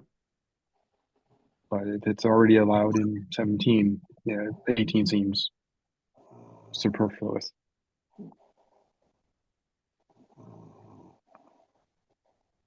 So, but if you're saying 18, use group 18 is restricted to M3, M3 is the heavy manufacturing, right? And Right, but it's M3 is also allowed within use group 17, or vice versa. Right. And use group 17 is permitted in M3 districts. Right? That's what you're trying to say?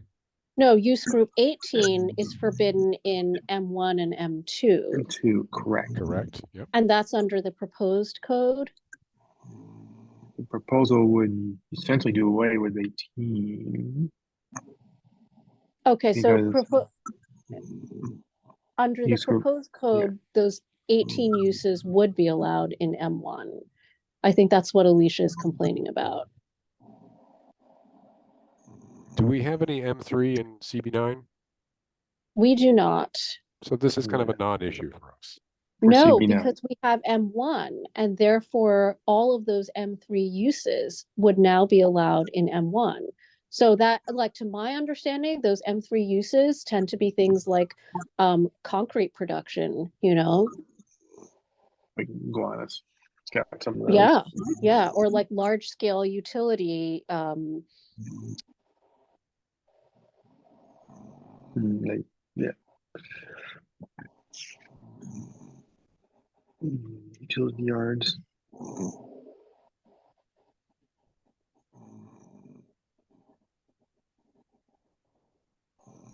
I think if we're not ready to vote on this, we should Yeah. look more at it. And John Craver, if you're willing to look into that, that would be helpful. Sure. Happy Okay, to. thank you. So I'm gonna put a star next to this.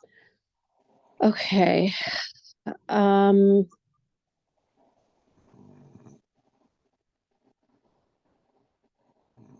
Okay, so there's a new special permit, 74-193, that would permit public parking garages in C1 districts. And you'll remember that from our previous discussions under zoning for zero carbon, that the difference between a public parking garage and an accessory parking garage is a public parking garage, anybody can park there for any period of time. It can be for a couple of hours, it can be for a couple of days, it can be for, long term. In the accessory garages, only the residents are supposed to park there for most of the spaces. And for 20% of the spaces, they're allowed to rent them out short term, but not hourly, which is why they were looking for the changes to do EV charging. So this would allow public parking garages in the C1 overlay districts where they're not currently allowed. They're currently only allowed in C2 up to 150 cars. So my concern again is this walkable retail thing. If the C1 districts are designed for walkable retail and you have these fairly big public parking garages with curb cuts, this is going to, kind of ruin the idea behind that district. Well, the garages are already there. It's not going to change the curb cuts and stuff like that. I mean, they already exist. It's just whether or not anybody can use them. Right, whether there are going to be public garages or residential accessory garages.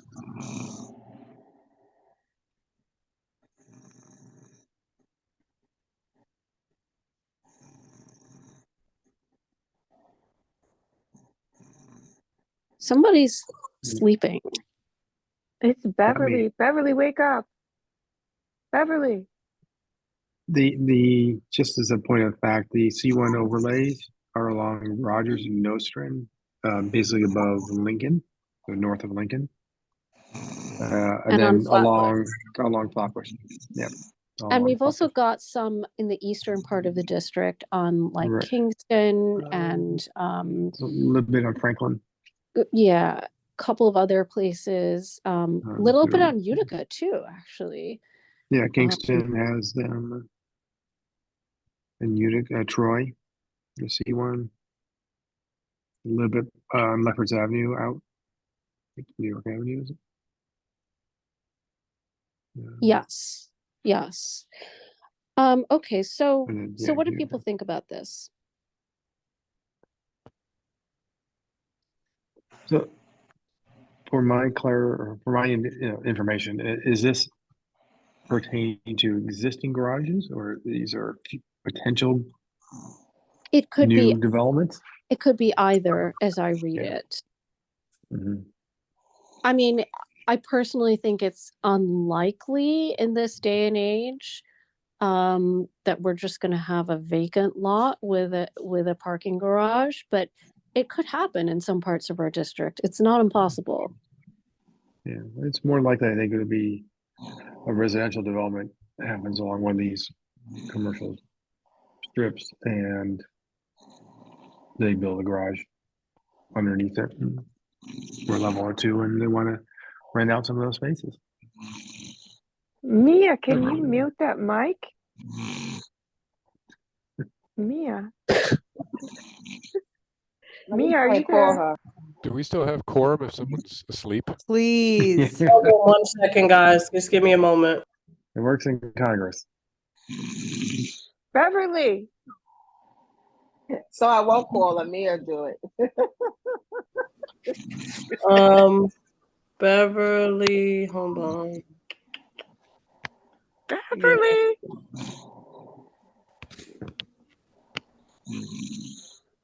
Beverly. Hold on 1 second, guys. Oh, she's muted now. I think you did it.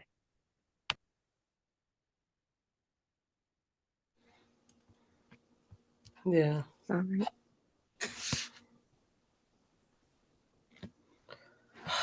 Beverly. Okay, so does anybody else have any comments on this issue?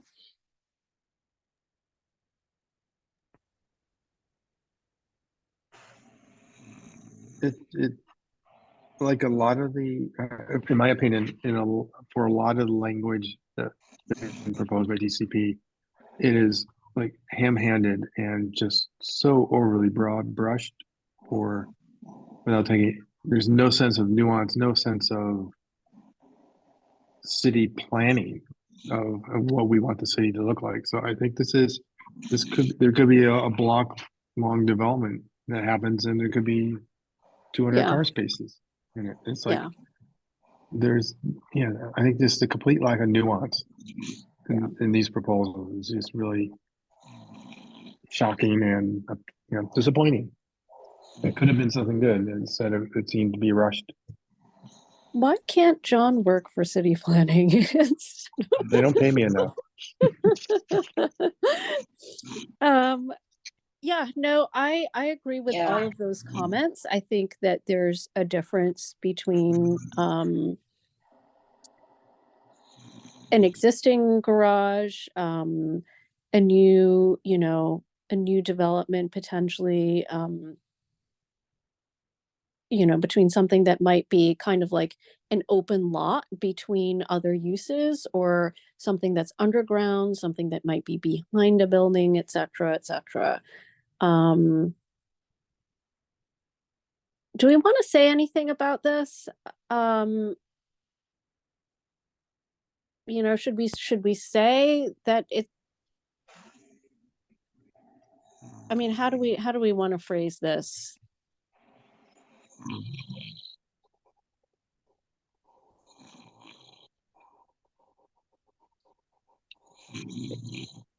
Okay, somebody's sleeping. I can't do this. She's She doing got it on unmuted, so purpose. there she's back. I have to remute Beverly. Out again. Okay, you know what? I'm gonna take your comments, and I'm gonna try to incorporate them into some. I'm gonna try to summarize them, and then I'm gonna send it around, because I it's too late for me to be doing this. Existing garage versus new development or vacant lot. I mean, I think for the purposes of the retail corridor, it would be a big issue if it was like like a curb fronting lot. That would be a big issue for me.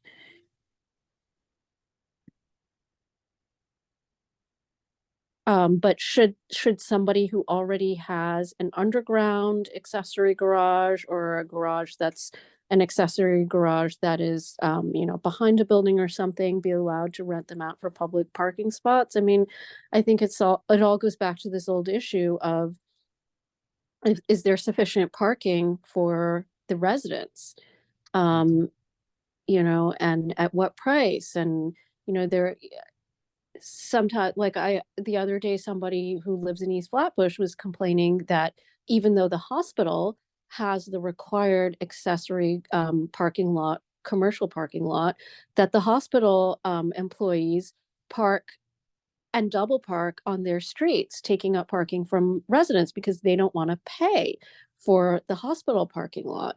And so we have this situation where we have a partially vacant parking lot, but there's no parking available on the street for people who want it. And that's an issue, so these are Residential all, parking permits. sorry?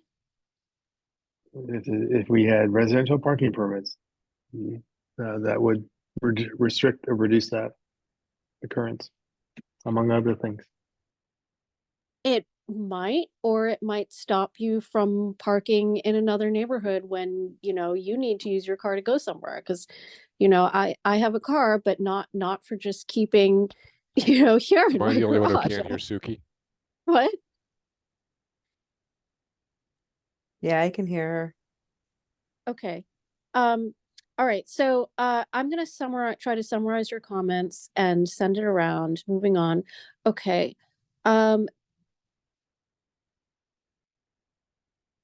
We need to go back and talk about proposals 6 and 7, which are the manufacturing proposals. So proposal 6 is to permit life sciences uses on hospital campuses.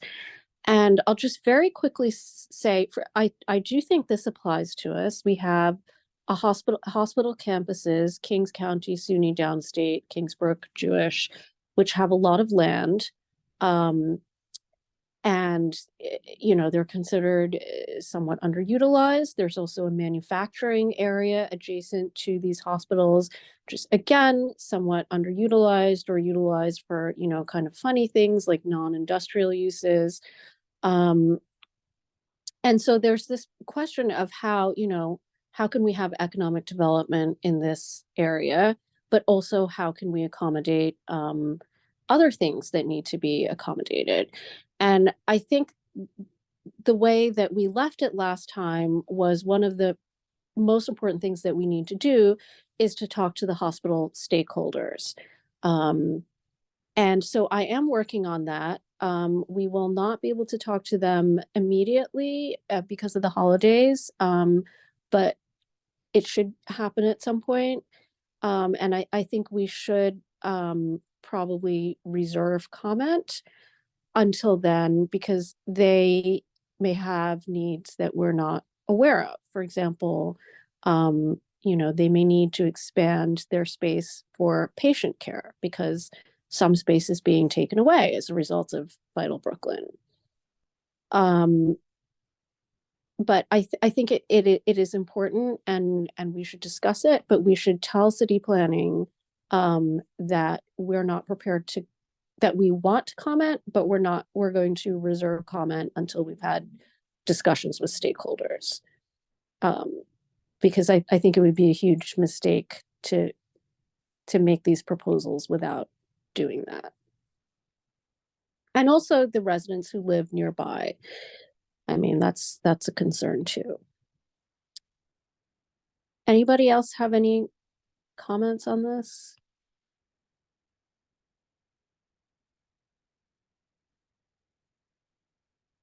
Anybody?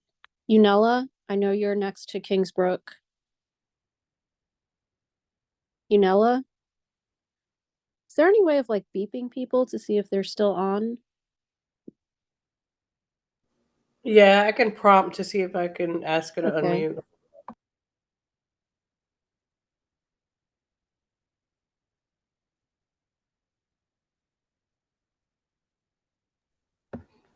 But Yeah, if we're gonna be discussing it next time anyway, or with this, you just want to see if she wants us to talk to stakeholders? I'm not sure.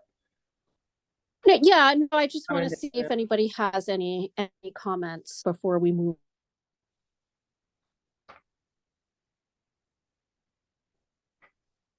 And okay, so our target is to have a draft that we would review at our ULERP meeting in Yes. December. Yes. And I think what we're going to say with respect to proposal 6 is that CB9 intends to comment, but not in December, that we will be sending our comment later. I was told by Fred that they will be accepting comment up until the time that the City Planning Commission votes, which could be later. Even though technically our comment period runs out at the end of December, I want to have the bulk of this a resolution covering the bulk of this passed in December. But specific things like Proposal 6, I think we can just tell them that we will be commenting later, and they'll have to be okay with that. You know, I mean, first of all, they're not going to do, you know, nothing is happening without the hospital's buy-in anyway. So I will, okay, one comment I do have, which I think is worth alerting both city planning or question really, which I think may be worth sending to city planning and to the elected officials. So hospital campuses are not-for-profits, and that means that they do not pay property taxes. This is a huge thing. They have property tax exemption. So if commercial life sciences uses, and that is definitely what they're talking about,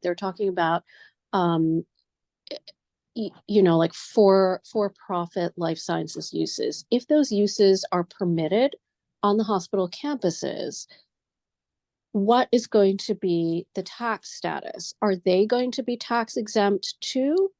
Or is that piece of land now going to be classified differently? And I think it's important because, you know, now more than ever, when we're talking about budget cuts and so on, and less property tax revenue coming from the office buildings, the commercial property tax revenue is very, very important. Some of you might be aware that this is what fills the gap between the tax revenue that is paid by residents and what it costs the city to provide services for all of us, and to pay for, you know, city employees, and many of our neighbors, many of our board members are city employees. So this is important. Yunella. Yes. Did you want to comment on this? Not really. Okay. So if I sent that as a question to city planning, what would be the tax, or even to our elected officials, like the comptroller, for example, what would be the tax status if we permit for-profit life sciences uses on a not-for-profit hospital campus? What would be the tax status? Is that, are people okay with my sending that question? Because right now the hospital campuses exist as a community facility use in a residential zone. They're not actually in a commercial zone. And they're tax exempt. But if a for-profit life science use comes along, like let's say Pfizer wants to open a lab or a headquarters, what are they? Are they tax exempt too, because they're on hospital campus land?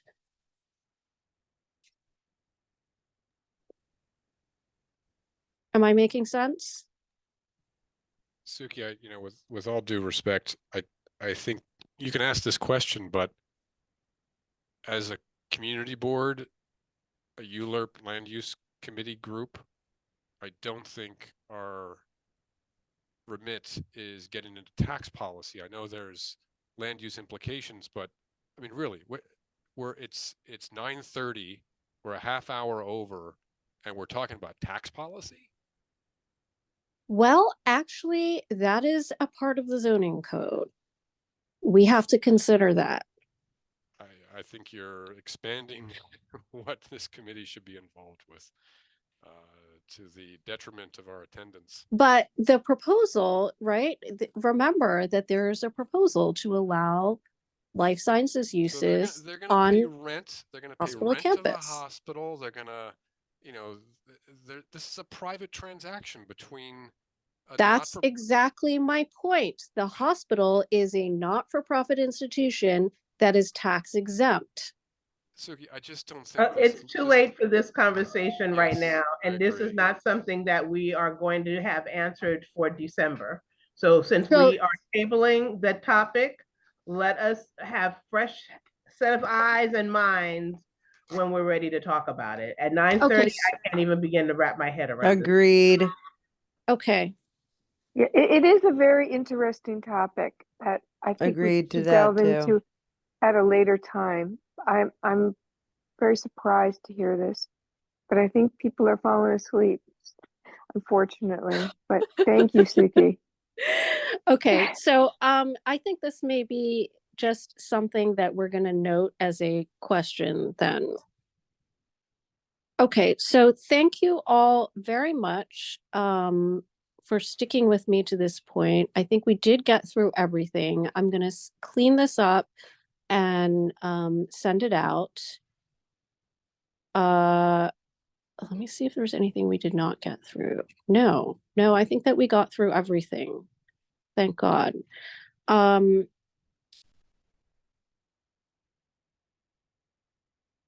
Does anybody want to comment on housing? City of Yes for housing opportunity.